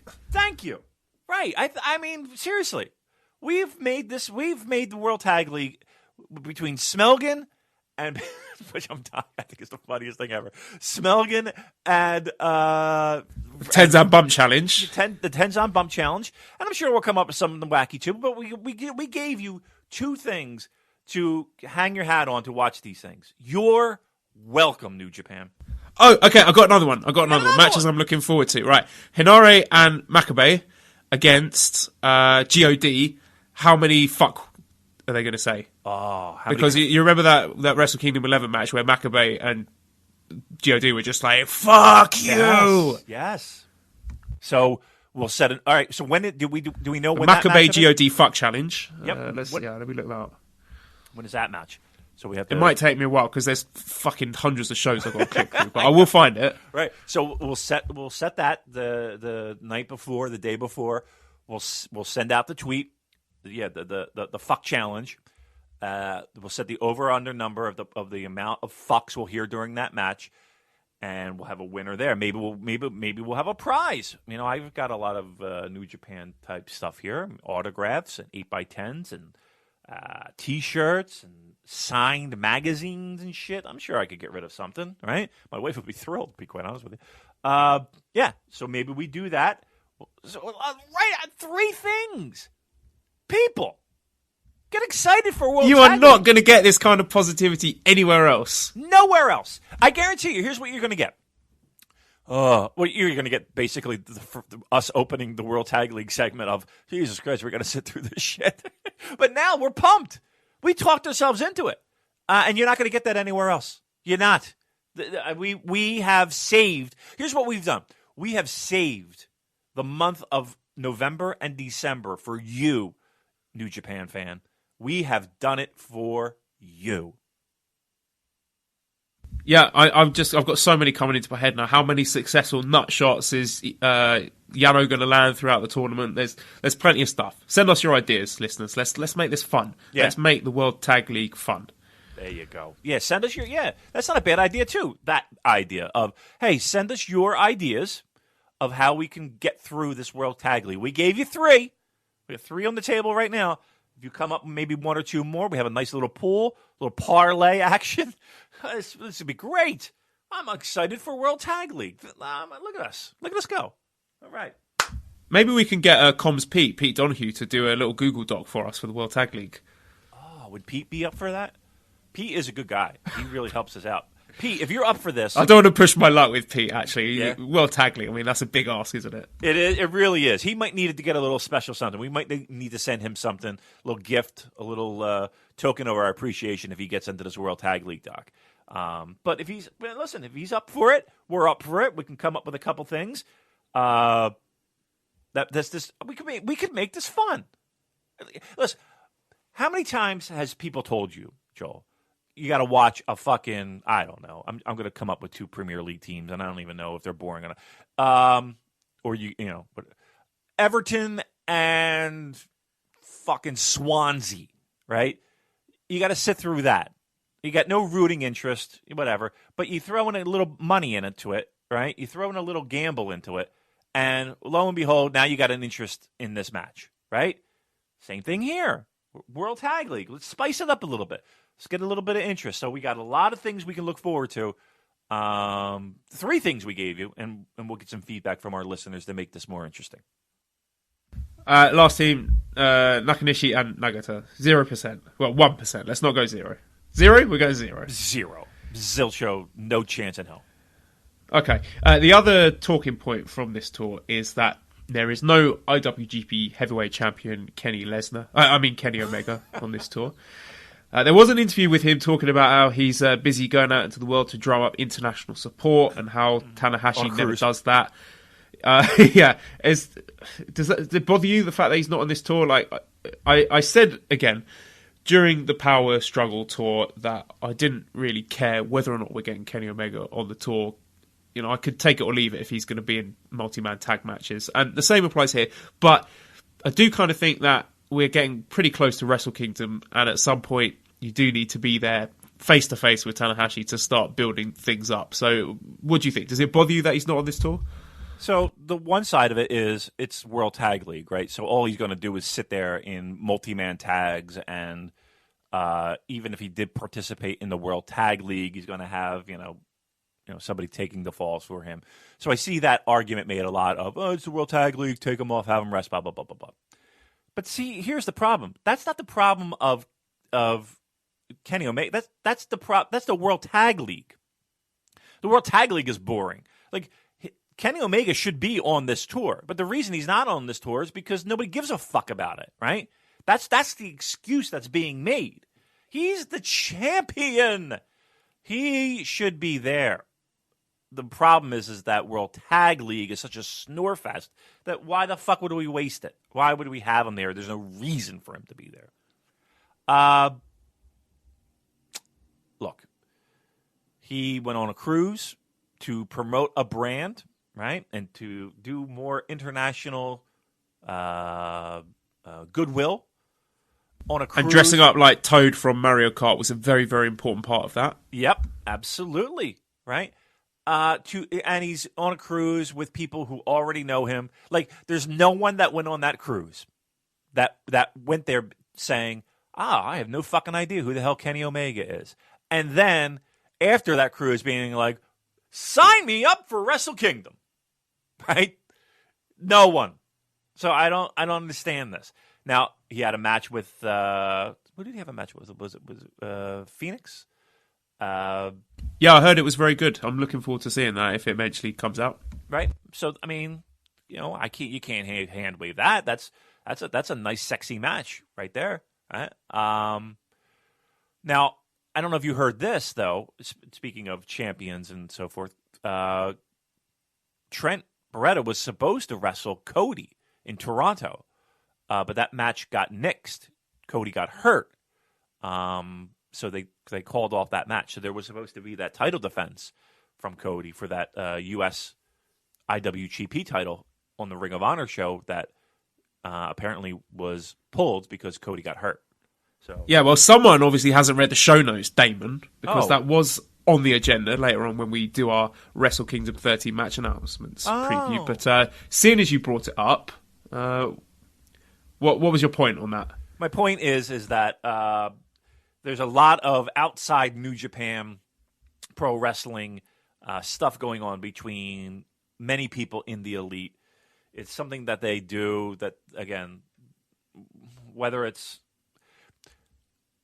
I'd rather have Kenny Omega wrestle Ray Phoenix than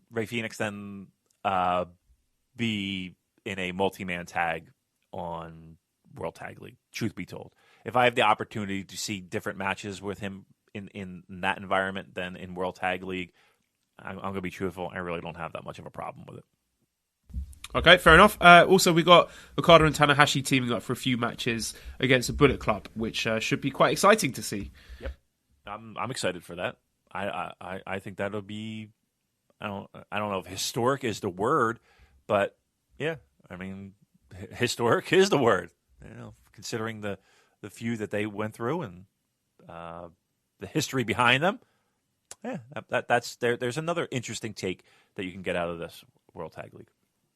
That's going to be a cool moment. The first time they actually one of them tags in the other, I think the crowd are going to be quite hot for that. Do we know which show is their first one? Do we know that? I don't off the top of my head. No. We'll figure it out. It'll be announced. All right, so give me a prediction for the finals then. Not that it matters because we're getting on a 3-way, possibly a 4-way. But no, you know what? You're exactly fucking right. I hate to be negative, Ned, but we wasted. Let's be truthful. We wasted time sitting through that junior tag league, and those matches on paper were 1,000 times better than what is expected on paper on the World Tag League, right? And at the end of the day, it was, why did we watch this? Why was this even here? What? Right? At the end of the day. And we know at the end of the day that that's what's going to happen because the Young Bucks are going to show up, tap somebody on the shoulder. There's going to be, hey, you didn't be, and then we're going to have that kind of mess, right? We know that's happening, right? So, okay. But in the finals, I'm going with, I think it's going to be GOD versus Sonata and Evil. With Sonata and Evil winning and then challenging and Young Bucks challenging in 3-way at WrestleKingdom. I'm going to be optimistic here and say that it's going to be a 3-way and not a 4-way. So I think we'll get a final of Evil and Sonata against Killer Elite Squads in a rematch of the WrestleKingdom match. So they can have a good match. Evil and Sonata win. And then, as you say, Young Bucks come out. So we get a 3-way at WrestleKingdom with Evil, Sonata, the Young Bucks, and GOD. Because there was some speculation that KES would be thrown in there as well. But in my booking, KES get eliminated in the final. So they've got no right to be in that WrestleKingdom match. So Mikey says, World Tag League has been largely seen as downtime for fans. Was there ever World Tag League that was awesome / must see? Joel and Damon, if you had booking powers, how would you guys make it interesting and relevant? Well, we've just done that without actually having to change the booking. So it is now interesting and relevant because of us. Was there ever a good World Tag League? In recent years? I'm really racking my brain, to be truthful. And it really depends on your definition of what good is. In recent years, no. I hate to be that guy, but finals were always, produced a good match. Finals, you would tune in for. But I think every year that I've done this podcast, it's been. If I weren't doing this podcast, well, I wouldn't be watching all these matches. No.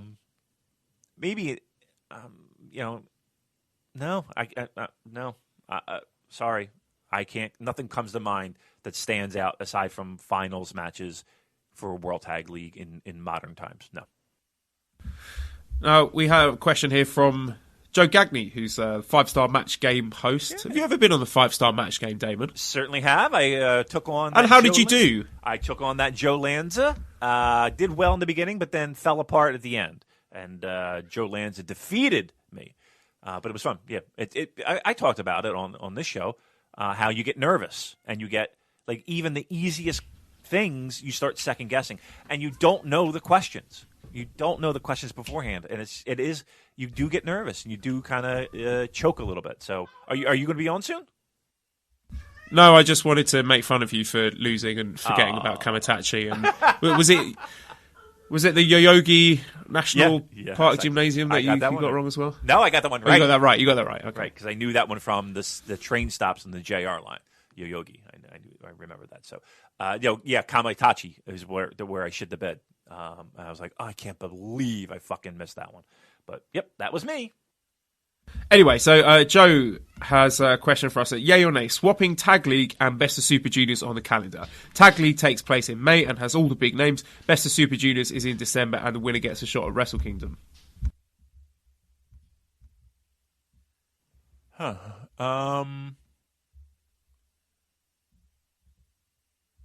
On the surface, I like it. I'm trying to really think of like logistics and where would you go wrong with that and how would that be and I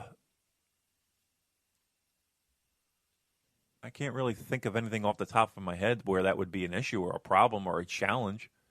Is it the case that they put the World Tag League here because everyone's kind of taking it easy and you're protecting the big names from Wrestle Kingdom, and Best of Super Juniors, there's higher work rate, people are taking bigger risks, and there's a chance of people getting hurt? I don't know, I'm just spitballing here.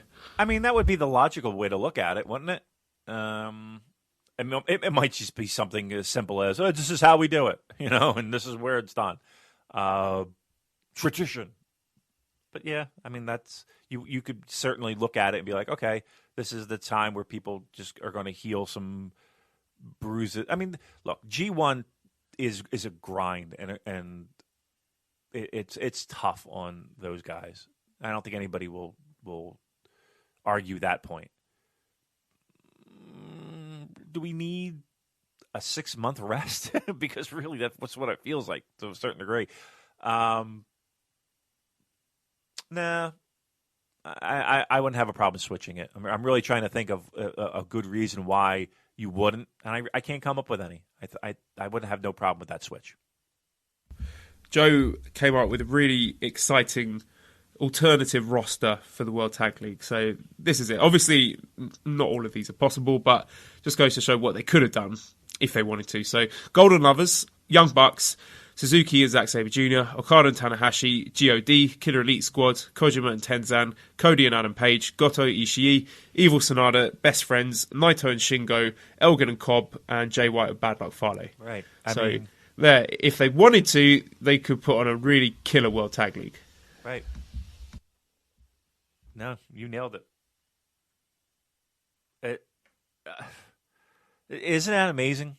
Is that to me, that is a lineup, a superstar lineup, and yeah, you. I think that hurts even more. Like seeing and again, we know why we're not doing what we're doing. We're not stupid. Well, we are stupid, but it's more of, hey, this is what it could be, and this is what it is, and that's why it feels second-rate, B-level, just kind of there for these months. Yeah, well, let's get into some of the Wrestle Kingdom 13 match announcements. So, first of all, we've got the Junior Tag 3-Way. So, we got Kanemaru and Desperado against Roppongi 3K against Shingo and Bushi. So, begs the question, does it render the Super Junior Tag League pointless? Because, I mean, I guess now, looking back on it, the primary function of the Tag League was to introduce Shingo and give Naito and Kenny a break. But just nobody gets over in 3-way matches. Like, looking at Wrestle Kingdom 12, we have Roppongi 3K against the Young Bucks, and that straight tag match got Roppongi 3K over, even in defeat. And you can't really tell much of a story with a 3-way, especially with a 3-way tag where you got 6 men in it. And the match would be good. It was good at power struggle. I'm sure it will be good here, but a straight tag match would have been better.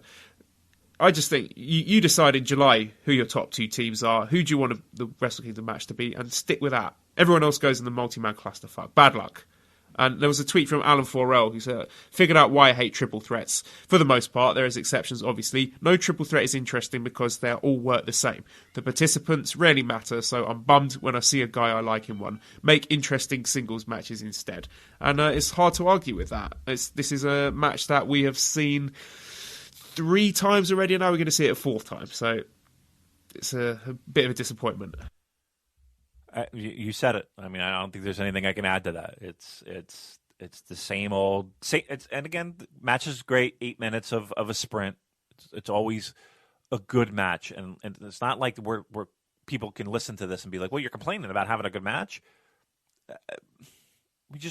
There's good matches and there's good impactful matches, and you're kind of hoping that you have the opportunity throughout a calendar year to accomplish both goals. And it does feel like this is a last minute decision. It's like a last minute gift card Christmas gift, you know. That's really what it feels like. So okay, it is what it is, and I can't say that I'm thrilled with the idea of a 3-way, but the participants in there are all talented, and I'm sure they'll make it a fun match. And we got Kazuchika Okada against Jay White with their grudge match. I'm quite looking forward to this one. I think we'll see a better showing from Jay White than we did at last year's Wrestle Kingdom, which wasn't bad, but obviously he was still finding his feet. They got the backstory here. I think this could be a very fiery match. I'm looking forward to it. Yeah, I think this one will be it won't be the best match, but I think this will steal a show, and I think the expectations people going into it are not low, but a little, the expectations aren't super high like most Okada matches. I think this will be great. I'm putting all my chips on Jay White to deliver a performance, and if he does, that will catapult him into that breakthrough, because I feel like there's a lot of people that are still on the fence when it comes to Jay White. Again, character work aside, they just want to see that one great match. Well, you got a dance partner in there that can produce a great match on a big stage. This is the time to do it. So I'm going to go out and be positive and predict a breakthrough performance from Jay White. For the junior heavyweight title, we got Taiji Ishimori against Kushida. I think this has got the potential to steal the show. Ishimori's had a really, really good start. His match with Hiromu may well end up being my match of the year, and Kushida is Kushida. Kushida's awesome. So very, very high ceiling on this one. Yep. I think, I think a lot of people have the main event circled as the potential match of the night. This one is right up there. And when Ishimori showed up and took off that Bone Soldier mask, and this is what we were waiting for. This is what we wanted. Now it's here, and I think this will deliver big time, and expectations are high. So I am super excited for this. And yeah, this does have a when we talk about year-end awards, we always look at Wrestle Kingdom matches first, and Wrestle Kingdom matches and Wrestle Kingdom shows, especially the second half, right? The main event and semi-mains and all the title defenses. It feels to me like that show sets the bar for the remainder of the year. So you look at Kushida and Ishimori, and that's going to be one of those matches that sets the bar for the year, right? Big stakes, big spotlight, everything that Joel likes to check box off is here. So, yep, I'm expecting big things from this match. And we got Chris Jericho against Tetsuya Naito for the Intercontinental title. Now, I don't want to hand-wave this one because it's going to be a good match. It was really good at Dominion. Chris Jericho has had an excellent year. All his matches have delivered. And this is it's a high-profile match, even if hardcore Naito fans are not excited with it. And again, I don't want to dismiss that because personally I think he should be doing better things than this. But if you look on an international scale, this is a match that people are going to be excited in, and there'll be a lot of casual fans who will tune in and watch a Naito match that they otherwise might not have done. So I think it will be a really good match, but doesn't make me that excited.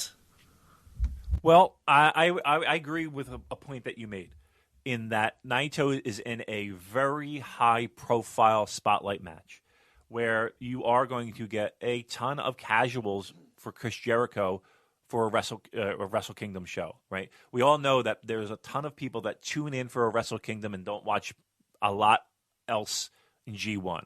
And Chris Jericho, we know, is a name that brings people to the table. Naito is going to be in a very high-profile match. Probably, on an international scale, the most high-profile match on the show. So think of, for the Naito fans that might be disappointed in the fact that he's in this match, and I don't see why you would be disappointed, but this match is important. This is the second most important title in the company. It is important. But from a general growth of New Japan, keep in mind that this match is really carrying that torch, right? So if you're looking for a little silver lining in this, Naito is being exposed to a larger audience than anyone else on this show. So that's a positive. And the company trusts Naito in that spot. I think this match will be great. My only concern is that I just don't want it to be cookie-cutter Chris Jericho match. And it feels like we might get a lot of that feeling, right, in his matches so far in New Japan. They've all been very good. He's overshot my expectations. I just want to see something a little bit different, possibly, hopefully. But again, high-profile match. I think this will be great. Naito wins the title, and away we go. Yeah, you made a good point, actually. Think about it like this. The Kenny Omega Chris Jericho match was used to shine a spotlight on Kenny Omega for the casual fans, and that was used to propel him into becoming IWGP Heavyweight Champion. So if you want to be really optimistic, you could say that Naito being handpicked to get the Jericho treatment, to get all those casual Western eyes on him, could be to establish him as a huge name and eventually have him win the title later on next year. Yep. But again, I totally accept if you're a Naito fan and you don't buy that and you've seen it too many times before, fine. That's the thing. Just playing devil's advocate here. Yeah, that's the and thing. Also, they had the carrot. Okay, you got yeah. Well, I was going to say, Chris Jericho knows that his job on this show is to get Naito over to the international audience and make him into an absolute star. I know he's already a star, but again, there'll be a lot of first-time people watching him. So his job is going to be to go out there and to make Naito a star for those people who are seeing him for the first time. And I have faith in Chris Jericho that he's going to be able to do that.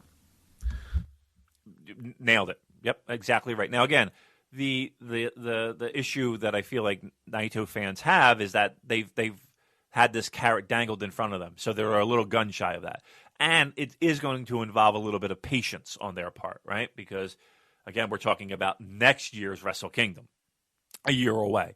So, but yeah. Well, no, I think he'll win the title before then. I think there's a good chance of him winning it at Dominion and then holding it up until Wrestle Kingdom. But yeah, either way, a bit of patience required. If he hasn't won it by next year's Wrestle Kingdom, then we can close the book on that and take a big L. Yeah. But yeah, at the very least, he'll be the main event at Wrestle Kingdom, right? So if he's defending the title going in or if he wins it there, whatever the case may be, he'll be in the position that Naito fans want him to be in. And yeah, I think that the Chris Jericho thing is a catalyst for that. And just like you said, he's there to make Naito a bigger star than what he is.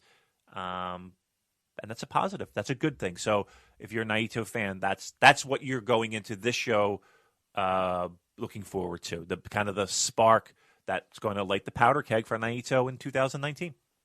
So much positivity on the Super J cast today. And another big positive, we got Zack Sabre Jr. against Tomohiro Ishii for the Rev Pro British Heavyweight title. Who will be the champion of the British? Now, this match is not official yet, but fingers crossed it will be.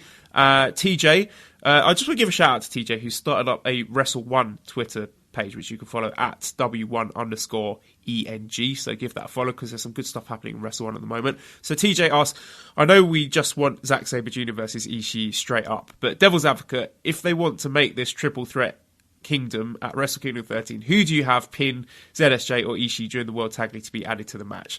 But please God, just let it be a singles match. I just don't trust them. Any chance this becomes a triple threat? I mean, I guess if it was anyone, then you could throw Suzuki into that match to make it a three-way. We may as well just call the show Triple Mania. But surely they'll just keep it as a singles match.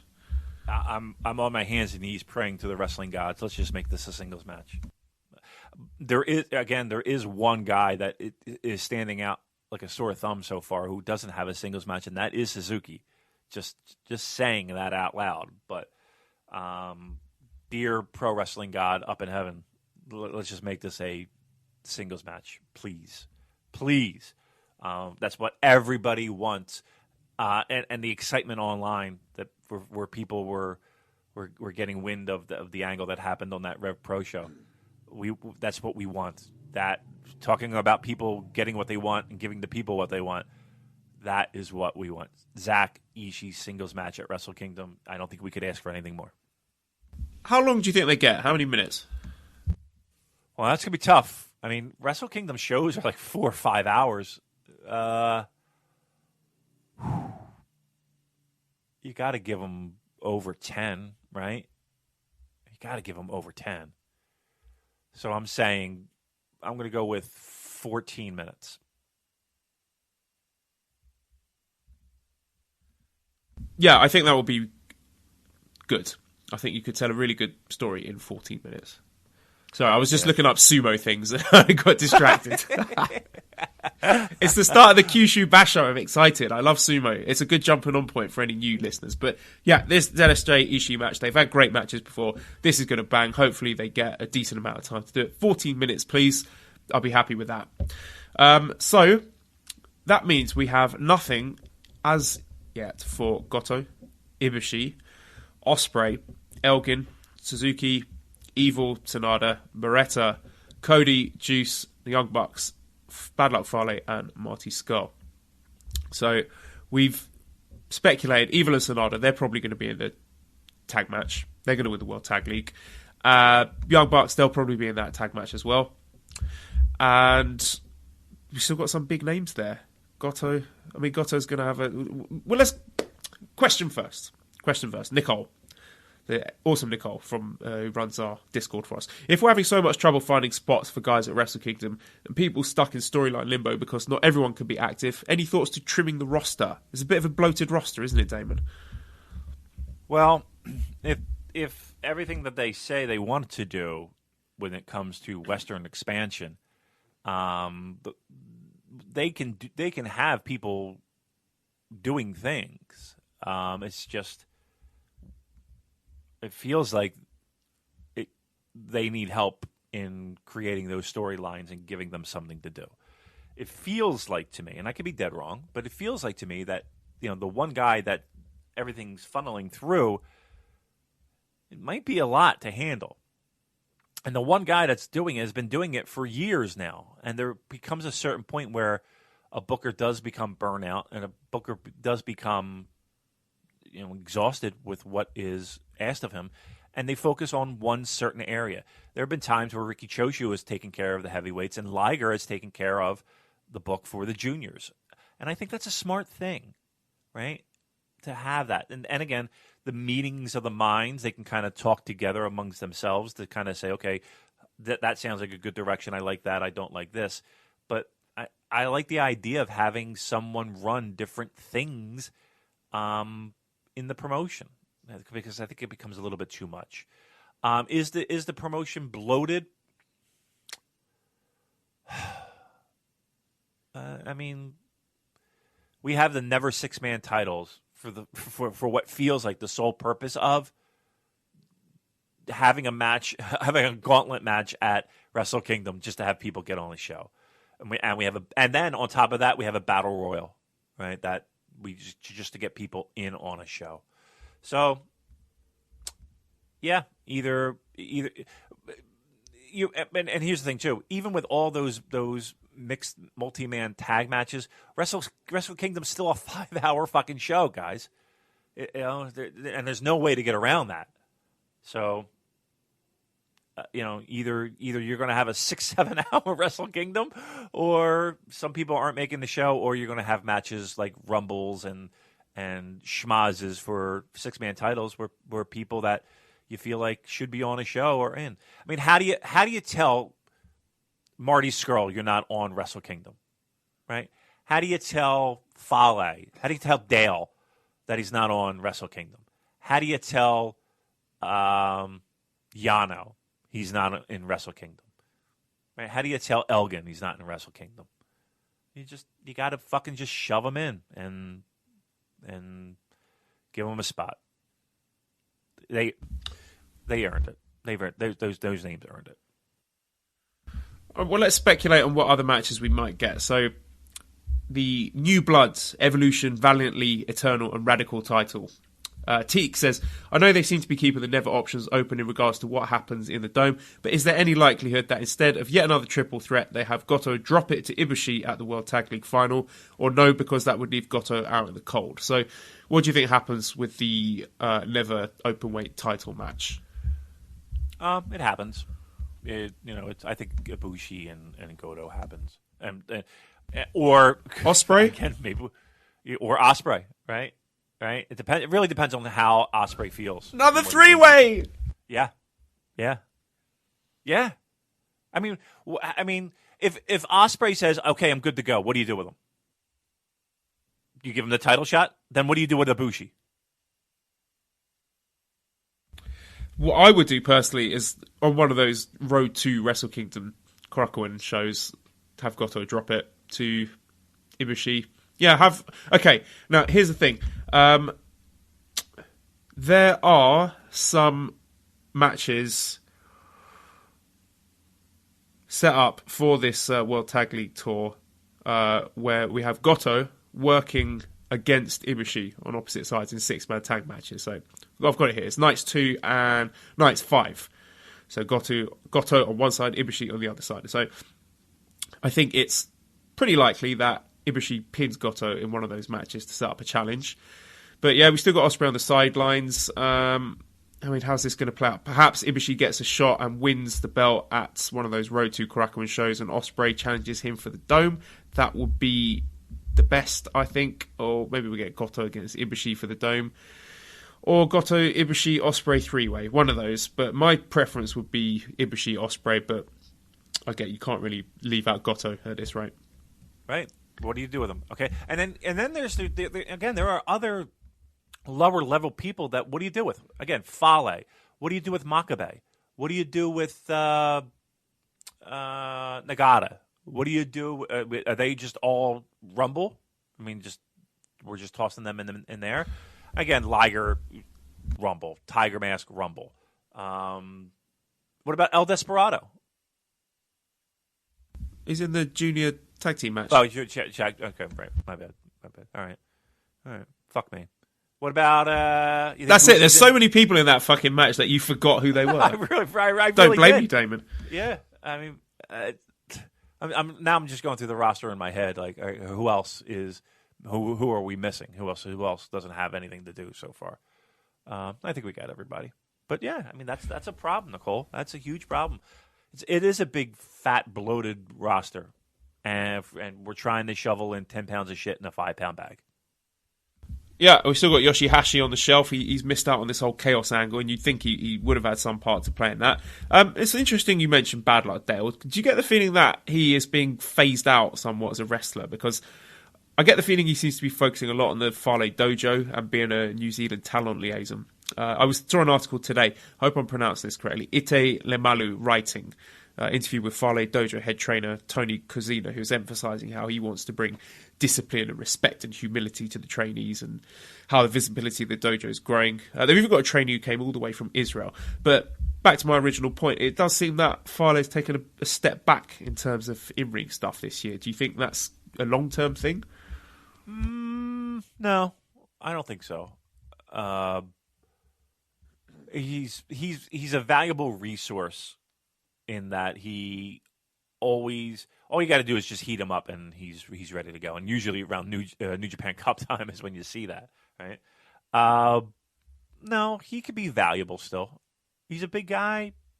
You know, he's still a threat to people. He's gotten big wins over big people, so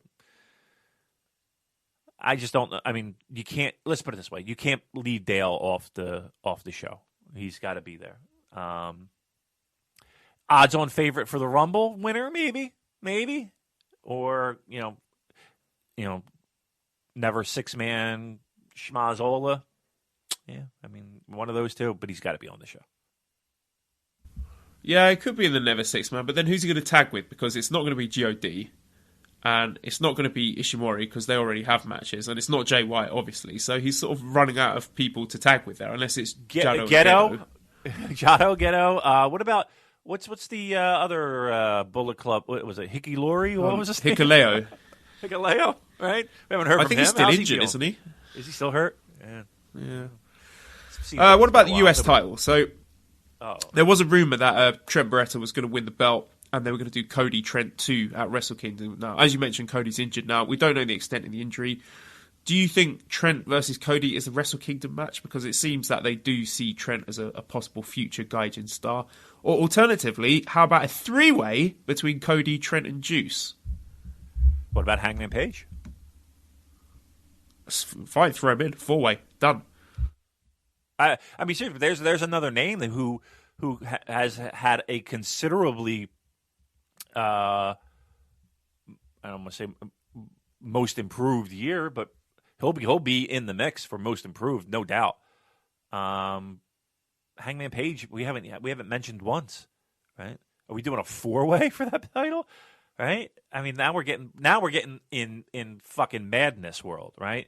How many multi-man matches we'll have on one show?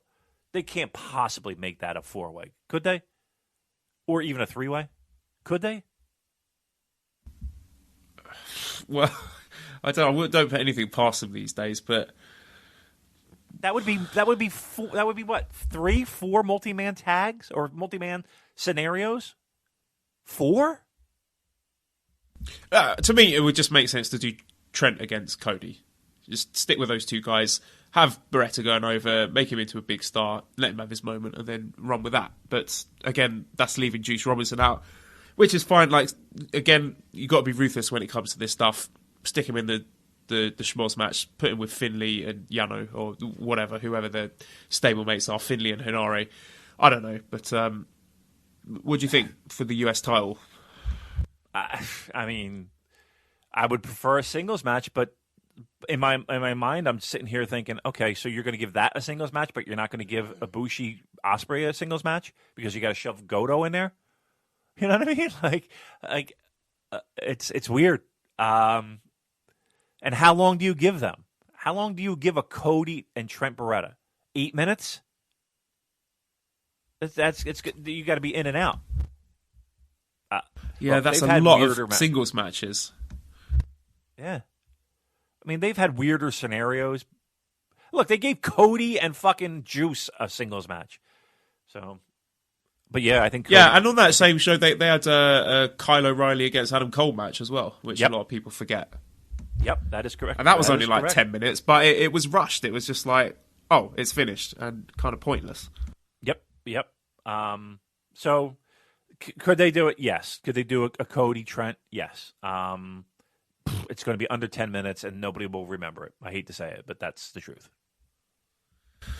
Okay, and the never openweight six-man champions, of course, are God and Taiji. So presumably they're going to drop the six-mans at one of those Road to Tokyo Dome shows at Korakuen. Those are December 14th and 15th, because that's what happened last year when LIJ dropped them to God and Fale. So I think that's pretty nailed on that's going to happen. So, Damon, give me a wacky team of 3 guys that you think will win the six-man openweight tag titles and go into that multi-man gauntlet match. Oh, Christ almighty. I'll say Juice, Finlay, and Taguchi. That's, interesting. I was going to go Hinare myself, but Taguchi, he's got nothing on the table, has he? No, he doesn't. I mean, seriously, we have that could be another roster. Competition. Yeah. Didn't you do something like this last year? I seem to recall you having a little competition for predicting who the never six-man champions would be. So let's throw that open again. Make that a competition. Who do you think will be the never openweight six-man title holders going into WrestleKingdom? Great. Going into Wrestle Kingdom, who wins? Let's do who wins it at Wrestle Kingdom. What 6-man champion walks out of the Tokyo Dome with the titles? You want to do that? I want to do going into Wrestle Kingdom as well, because I want to know who's going to win them beforehand. Okay. All right, so let's do that. So you got to give us 2. You want to do 2, or you just want to go who's defending? Let's go with 2. Make it a bit more difficult. All right. So there you go. People, we want to know who is holding on to those straps as they walk down the ramp at Wrestle Kingdom. And then we want to know who wins the Never 6-man titles at Wrestle Kingdom. They exit the building with those straps. Give us your winners, and I'll throw in and then lose them at New Year Dash the next day. Yeah. So let's make it a trifecta. So tell us, we want to know who walks into the dome with the titles, who walks out of the dome with the titles, and then do they walk out of, or are they still the champions? Yeah, who walks out of Karako at New Year Dash with those titles? So exactly right. So there you go. Those 3. Another triple threat. Our own triple threat, the Super J-Cast triple threat, and I will throw in a prize. I'm looking around my office here and see what I can give away. I'll send you some crisps from China. All right, and I'll send you something New Japan related that I will give away, whether it's a book or it's a 8x10 autograph of somebody, or I got something in here. We'll make it a surprise, but you'll get something. So again, but that's 9 men you got to pick. This is not easy. No, it's not. It's not. And you got to be exactly right. So there could be a possibility of no one getting a gift, but if you nail these 3, you're getting something from us. You know what? Fuck it. Here's what I'll do. Here's what I'll do. If you get all 3, I will purchase it, a Super J-Cast t-shirt. Okay? Boom. What a prize. Right? This is so exciting. We're making chicken salad out of chicken shit, well and truly, on the Super J-Cast. We really are. So again, give us the winners. We'll get in contact. You pick out the design, the size. I will buy you a t-shirt. Excellent. Next question. At Sonrisa de Hiromu says, Minoru Suzuki should be in a nice spot at Wrestle Kingdom, but he probably won't get it. Any ideas for him? And Goldfather, what does Minoru Suzuki do at Wrestle Kingdom 13? A 6-man gauntlet, US title match with Cody. Can't see any other options. So, putting the let's dust off the Super J-Cast branded gun. You know, we've already buried guns on this show, but gun to your head, Damon. Suzuki, what's he up to at Wrestle Kingdom? Fuck all if I know. Let's say 6-man. Tai Chi and Izuka. Yep, that's the best I can do. They win it? There's an option. There's an option. I went with the Taguchi team, but yeah, I mean they're. Let's put it this way: that's not a bad one to put in the mix for the T-shirt, right? Somehow they wind up with them. That's not a bad name to throw in the mix. So I'll go Gauntlet. All right, let's dig into some of the Discord questions. So Tyler said, Damon said that Naito is the Nakamura in the... It's very late and I'm tired and I've got a bad throat. Damon said that Naito is in the Nakamura IC title slot right now. If Nakamura does indeed return to New Japan, where does that leave Naito on the card? Well, I've already said I think Naito is going to get a big push next year. I see him holding the championship before long. So what about you? If Nakamura comes back, where does that leave Naito? I agree. I think Nakamura in that role would be the Nakamura, right? He would remain as the Nakamura, whose job it is to help establish other stars. And it's certainly not an old grizzled veteran kind of thing, but yes, I think Naito kind of takes that next level and moves up, and Nakamura sits soundly in his Nakamura role. Did Nakamura ever cross paths with Ingobernably Naito?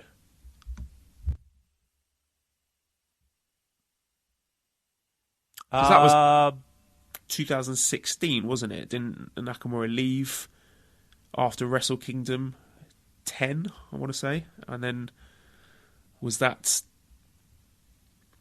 before or after Naito did the El Ingobernable gimmick? Yeah, he left. And, well, so Nakamura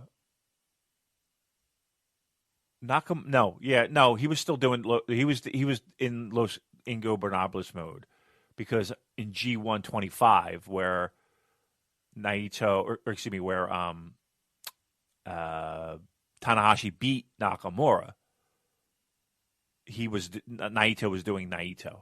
He was doing his Los Ingobernables.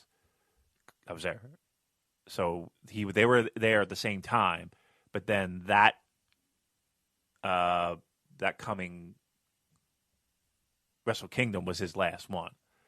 So, and then that New Year Dash, he was, well, not that New Year Dash, but you know the whole story. Soon after, Nakamura did a tour, and then that was that. So yes, but they never crossed paths. Yeah, I'm looking at the blocks for that G1. So that was the 2015 G1. So Nakamura, they were in separate blocks. So that will be a fun match. I would love to see Nakamura against Naito. Yep. That's something you can hang your hat on to if and when that happens. Yep, sure. Okay, Vase Collector says, was Sakuraba the last NJPW MMA crossover athlete?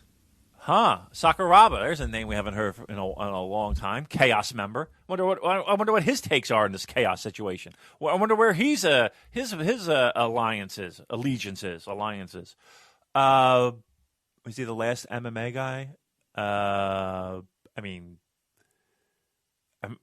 did you ever watch the Gracie Sakuraba mixed tag? Oh, what a horrendous thing with the Gracies and Nakamura.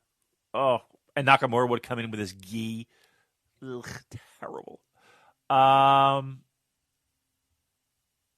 Yeah, I'll say yes because I mean there's pro wrestlers that have had MMA training, but nobody is famous or as serious as Sakuraba. That I can recollect. So yeah, I would say that or that and him and the Gracies involvement.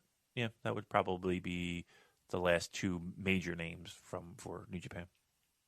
There's also another question. It says Nakanishi and Nagata haven't been around, nor Tenzan. Did they just stop getting booked, or did I miss some sort of retirement-esque moment? Well, they are back, obviously, all of them for the World Tag League. But the question is, when old-timers retire, what's the typical ProRes or NJPW protocol for calling it quits or sending them off? I'm trying to think of the last one, because nobody really retires. Right? I'm trying to think of they have ceremonies in the ring but it's usually, I got to be honest with you, it's usually like injury-wise, right, where a guy gets hurt or a guy has some type of medical thing that warrants him to not wrestle anymore. They'll have like a ceremony and they'll have a presentation and all kinds of stuff like that.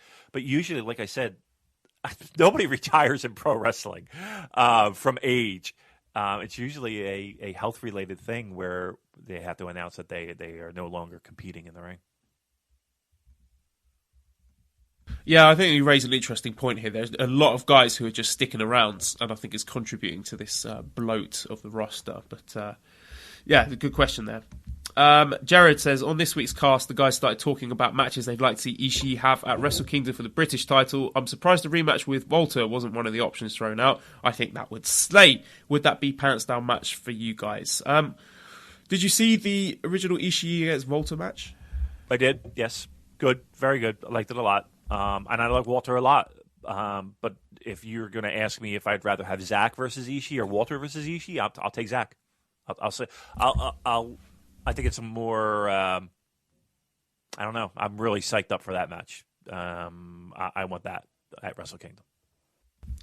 Jeff says, interesting theory, feel free to ignore, but what if Dave's source wasn't the elite, but rather other gaijins upset with the gaijin monopoly held at the top of the card by the elite, and perhaps this new regime plans on giving them special treatment, and maybe they don't care as much about the rest? I will say this. I know that there are pro wrestlers in every promotion, New Japan Pro Wrestling included, that give Dave Meltzer information. We could leave it at that or not. I know for a fact that there are other pro wrestlers outside of the elite that give Dave Meltzer information in New Japan and in other promotions. 100% fact. So, I mean, that is what it is. Because guess what? When I was doing this dumb shit, like in a locker room, there were more observers than like everybody would have. Not everyone would have, but there would be like at least 3 or 4 different copies of People with the Observer, and you'd be like, "Oh, can I see that when you're done? Can I read that when you're done?" And these were people that were names, like people that were names were reading the Observer, right? So it's like this idea and this nonsense that like Dave doesn't feature the fucking dirt. The fucking people in the business read it and give him information, and he talks to people, and that there's nothing wrong with that. That's called being a journalist. It's like, you know, when I go to hockey games and cover football games, and I cover hockey games and basketball games, baseball games, you know, the beat writers have players' phone numbers, right, and their email addresses and stuff like that to confirm information and to talk to them off the record and stuff like that. It's called being a journalist. That's what it is. That's how you establish a rapport with to get information.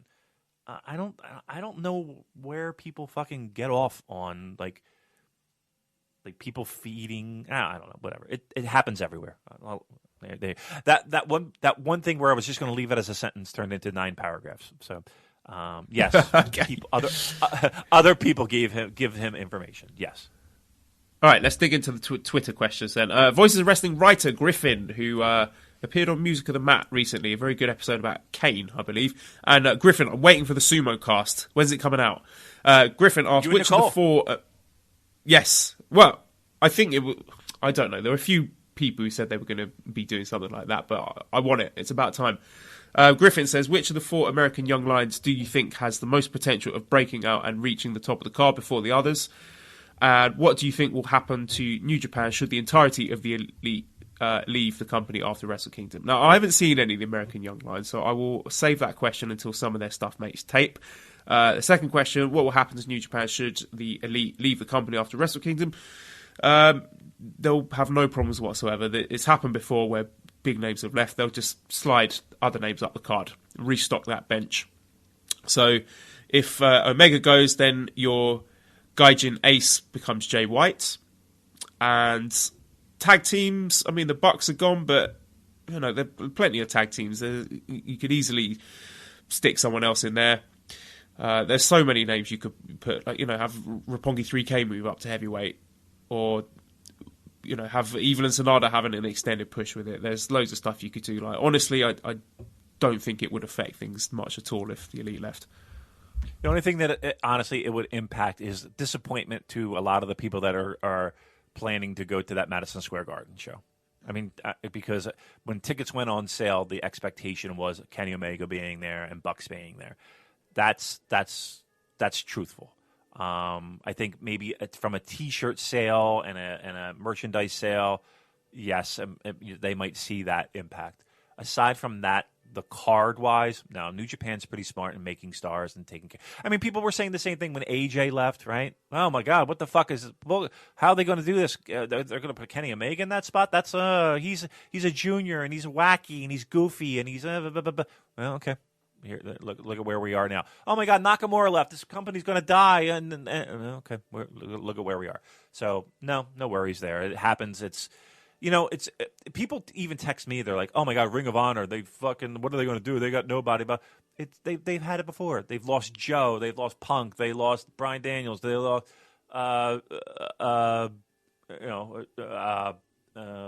Seth Rollins. They've lost Punishment Martinez. Punishment, you know, and they've still made it okay. So it's the nature of the business. They'll be fine. Everybody will be fine. It's cycle. Rebuild stars, make new stars, and away we go again. Ben says, do you think the Rev Pro... Ow! Scubby's biting me. He's gone all sideways. You know when cats go all sideways, when they sort of arch their backs and the tail goes all puffy? He's on the bed next to me, and every time I turn my back, he will run up to me and either bite my arm or just sort of push me, just a little tap on the hand. Little bastard. Anyway, Ben says, do you think the Rev Pro British Heavyweight title has become more important than the ROH World title in NJPW's eyes? And there was a reply from this Kevin. He said, I think it's more important to fans in Japan because it's on people that the Japanese fan base care about. And I think that's pretty much my take as well. If you look at people who've been holding it recently, guys like Ishii, Suzuki, Shibata, Zack Sabre Jr., those are people that Japanese fans care about. And I think that is why it's more important in New Japan than the ROH title is.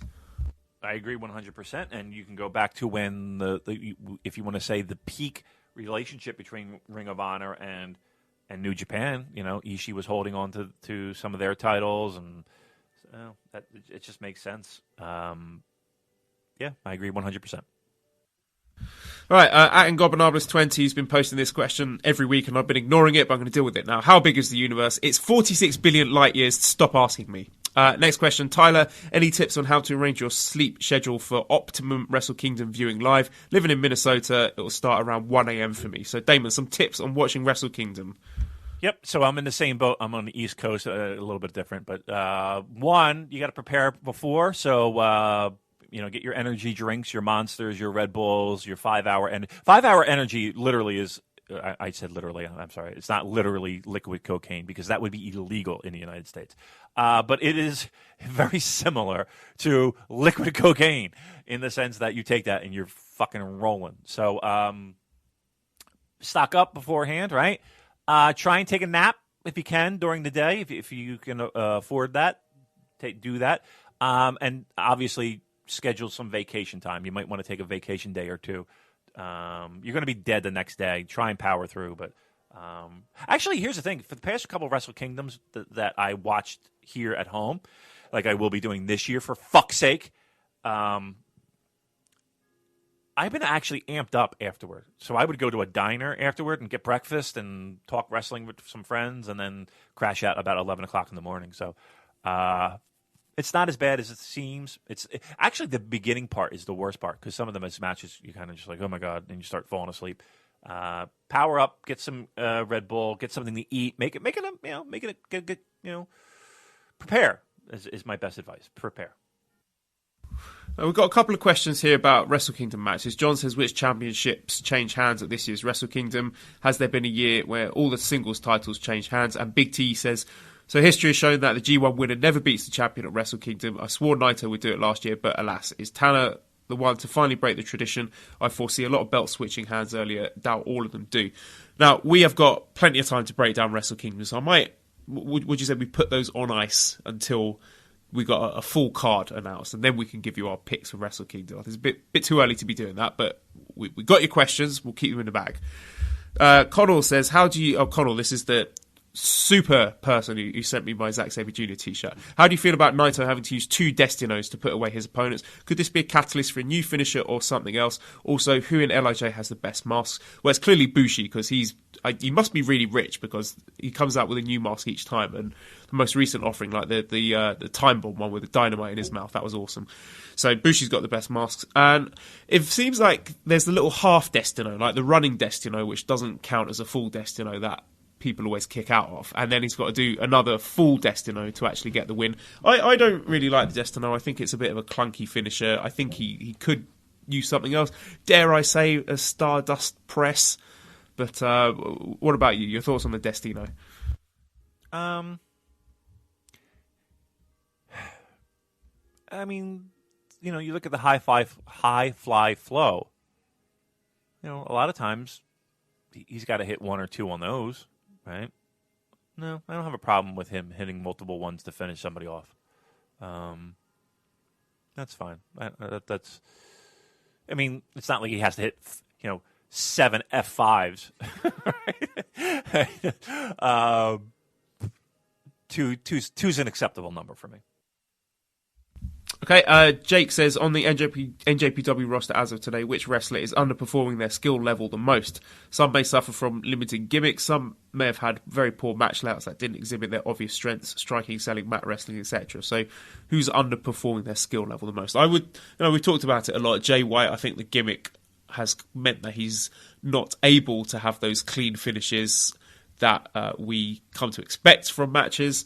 So that would be my answer. But I wouldn't necessarily put that blame on Jay himself. Yeah, given the status of where he is on the show and on the card, yeah, I think Jay White's your answer right there. Here's an interesting one. Matt says, now that Jericho has had his run in NJPW, do you think that other older established stars might see NJPW as a place to go, earn some big money, and have a couple of big matches before they retire? It's clearly, New Japan are clearly receptive and want to expand, so could this become normal at Wrestle Kingdom? Well, you know, they always kind of do that. Let me pause on that. They have done that in the past, right? Where they're carting out older guys to help put over newer guys. If it has to be a Western, like it has to be like a WWE guy that does that.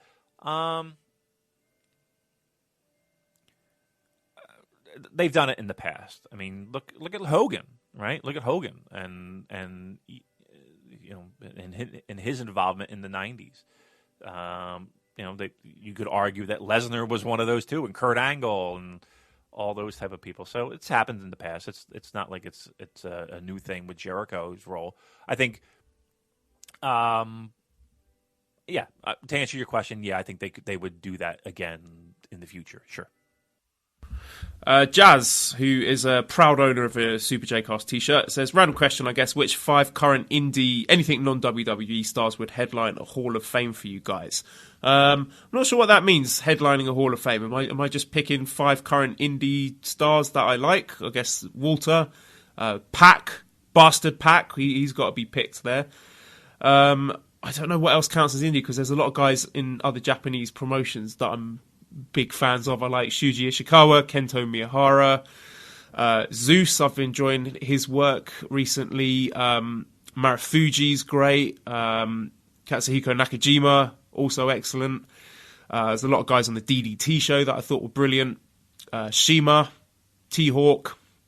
So, I've given way more than 5 there of people that I think would... I mean, all those names that you mentioned would be on my list anyway, right? I mean, I'm really trying to think of the guys that you haven't named, and literally you were just like bip, bip, bip, bip, and I'm checking those same names off of my list. So, I mean, that's that. Go with those. You haven't lost Pentagon yet. As well. I forgot Pentagon. Pentagon, yeah. I mean, Cobb. Would you put Cobb on that list? Well, Cobb's a New Japan guy. Yeah. Yeah, okay. Yeah, I think you got yourself a great list there.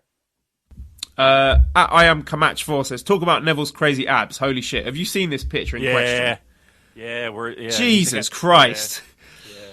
Talk about not eating a carb. Jesus Christ. No crisp for him. Nope. I mean, look, I'll never look like that. God bless him. Some people have it and some people don't, and he's got it, and I'd be taking those pictures every day of the week if I had that, so good for him. Okay, let's this is a good one. RBX 2000, when either Ishii or Sabre becomes our ruler on January 4th, what will their policies be? Could they negotiate a favourable Brexit deal? I just hope that whoever it is, they perform their finishing manoeuvre on Theresa May. Also asked, given the lack of consequence of the Junior Tag League and the G1 winners' poor Wrestle Kingdom record, is it time we recalibrate our expectations and see tournament wins as achievements in their own right, rather than protracted number 1 contender setups? I think it's got a good point there, because especially with the way that multi-man matches are starting to sneak in here for example, the winner of the Super Junior Tag League, that maybe we should start looking at it as, hey, Roppongi 3K won this trophy and it's good for them that they won the tournament and they go down in history as the winners of the 2018 tournament, rather than they're getting this guaranteed ironclad one-on-one shot for the belts at Wrestle Kingdom.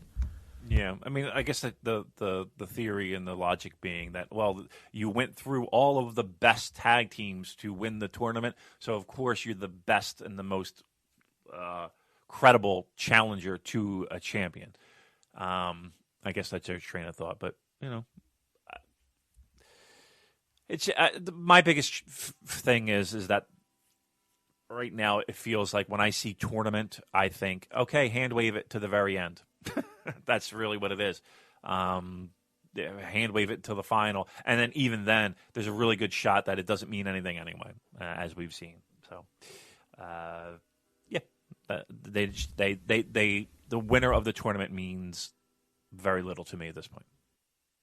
Okay, let's do one last question. Let's go with Emilio. What's the best New Japan match in each of your opinions to show a non-wrestling fan? Recently showed my brother Dragon Lee versus El Desperado from Best of the Super Juniors. Now, I asked this, Damon, because I wanted to do a little bonus show where I make my poor wife watch a New Japan match and give her thoughts on the microphone. I don't know if anyone will be interested in that, but a lot of people suggested I think it was the G1 match between Ishii and Shibata, which was my one. Very short but very violent. I would go that one, or I would go Nakamura Ibushi, or I would go Omega Okada. Pick one. Dome would be fine. Any one of those would be. And really, you got to kind of size up the person. Like, if the person's like a real big sport guy, he might appreciate the hard-hitting aspect of the Ishii Shibata. If, you got to kind of gauge your audience. But if you pick from those three matches, I think those are solid choices. All right, so before I do all the plugs and stuff, Damon, any final words before we get out of here? Yep. Lastly, again, our year-end awards are right around the corner, and we're putting the finishing touches on that. We went through that match of the year listing, and I mean, there are over 20 matches, or I think 20 matches where they are better than 4.5 stars, which is amazing to me. It blew my mind. So once again, it's going to be fun for match of the year, wrestler of the year, junior of the year, tag team of the year, and all that stuff. So be on the watch for that. That is coming very, very, very, very soon. I wouldn't be surprised if we see it drop this week. And then you'll be able to vote for the year-end awards. I believe it's our third annual. So exciting times. Once we've taken all the Flip Gordon matches out of it. Well, right. I couldn't believe that got 4.5. So again, fun times around the corner, so that's coming soon. Buy a T-shirt, Super J-Cast. We need your support. We love your support, and we appreciate it. So ProWrestlingTees.com/Super J-Cast. Buy yourself a T-shirt. It's the holiday season, and you would want one, and you would love to give one as a gift and be the best you can be this holiday season when it comes to your attire in a Super J-Cast T-shirt. All right, I'm done. I'm exhausted. I got a long day ahead of me. Okay, just a quick update then. I did this poll, who's had a better 2018, Zack Sabre Jr. or Tomohiro Ishii. We've had 148 votes since we started recording, and at the moment, Zack is winning with 57% to Tomohiro's 43%. So close. There you are. So just a few plugs. Please check out the Eggshells podcasts. If you find Post Wrestling on your podcast feed, you will find that. My show with Chris Charlton, and then Damon's will be next week. And if you liked it, please give us feedback. Give some feedback to Chris at Reason JP, and give some feedback to the Post Wrestling guys at Post Wrestling, and let them know what you thought of it. Anyone who is going to be going to WrestleKingdom 13 in Tokyo in January and wants to meet up for our brunch, we're looking at venues for that. So if you would like to come along, please let me know. Send me a tweet. Check out the Discord. The link will be in the notes to this show, and a lot of interesting chat going on there. Big thank you to editor Dan. He's got a bit of work to do today, hasn't he? Please visit his YouTube channel, 219 Films, and hopefully I will be appearing on his vodcast next weekend. So more details about that to follow. Please subscribe to the Voices of Wrestling Podcast Network. Give us a 5-snake review on iTunes. Follow us on Twitter at the Super J-Cast. Thank you everyone for listening, and goodbye.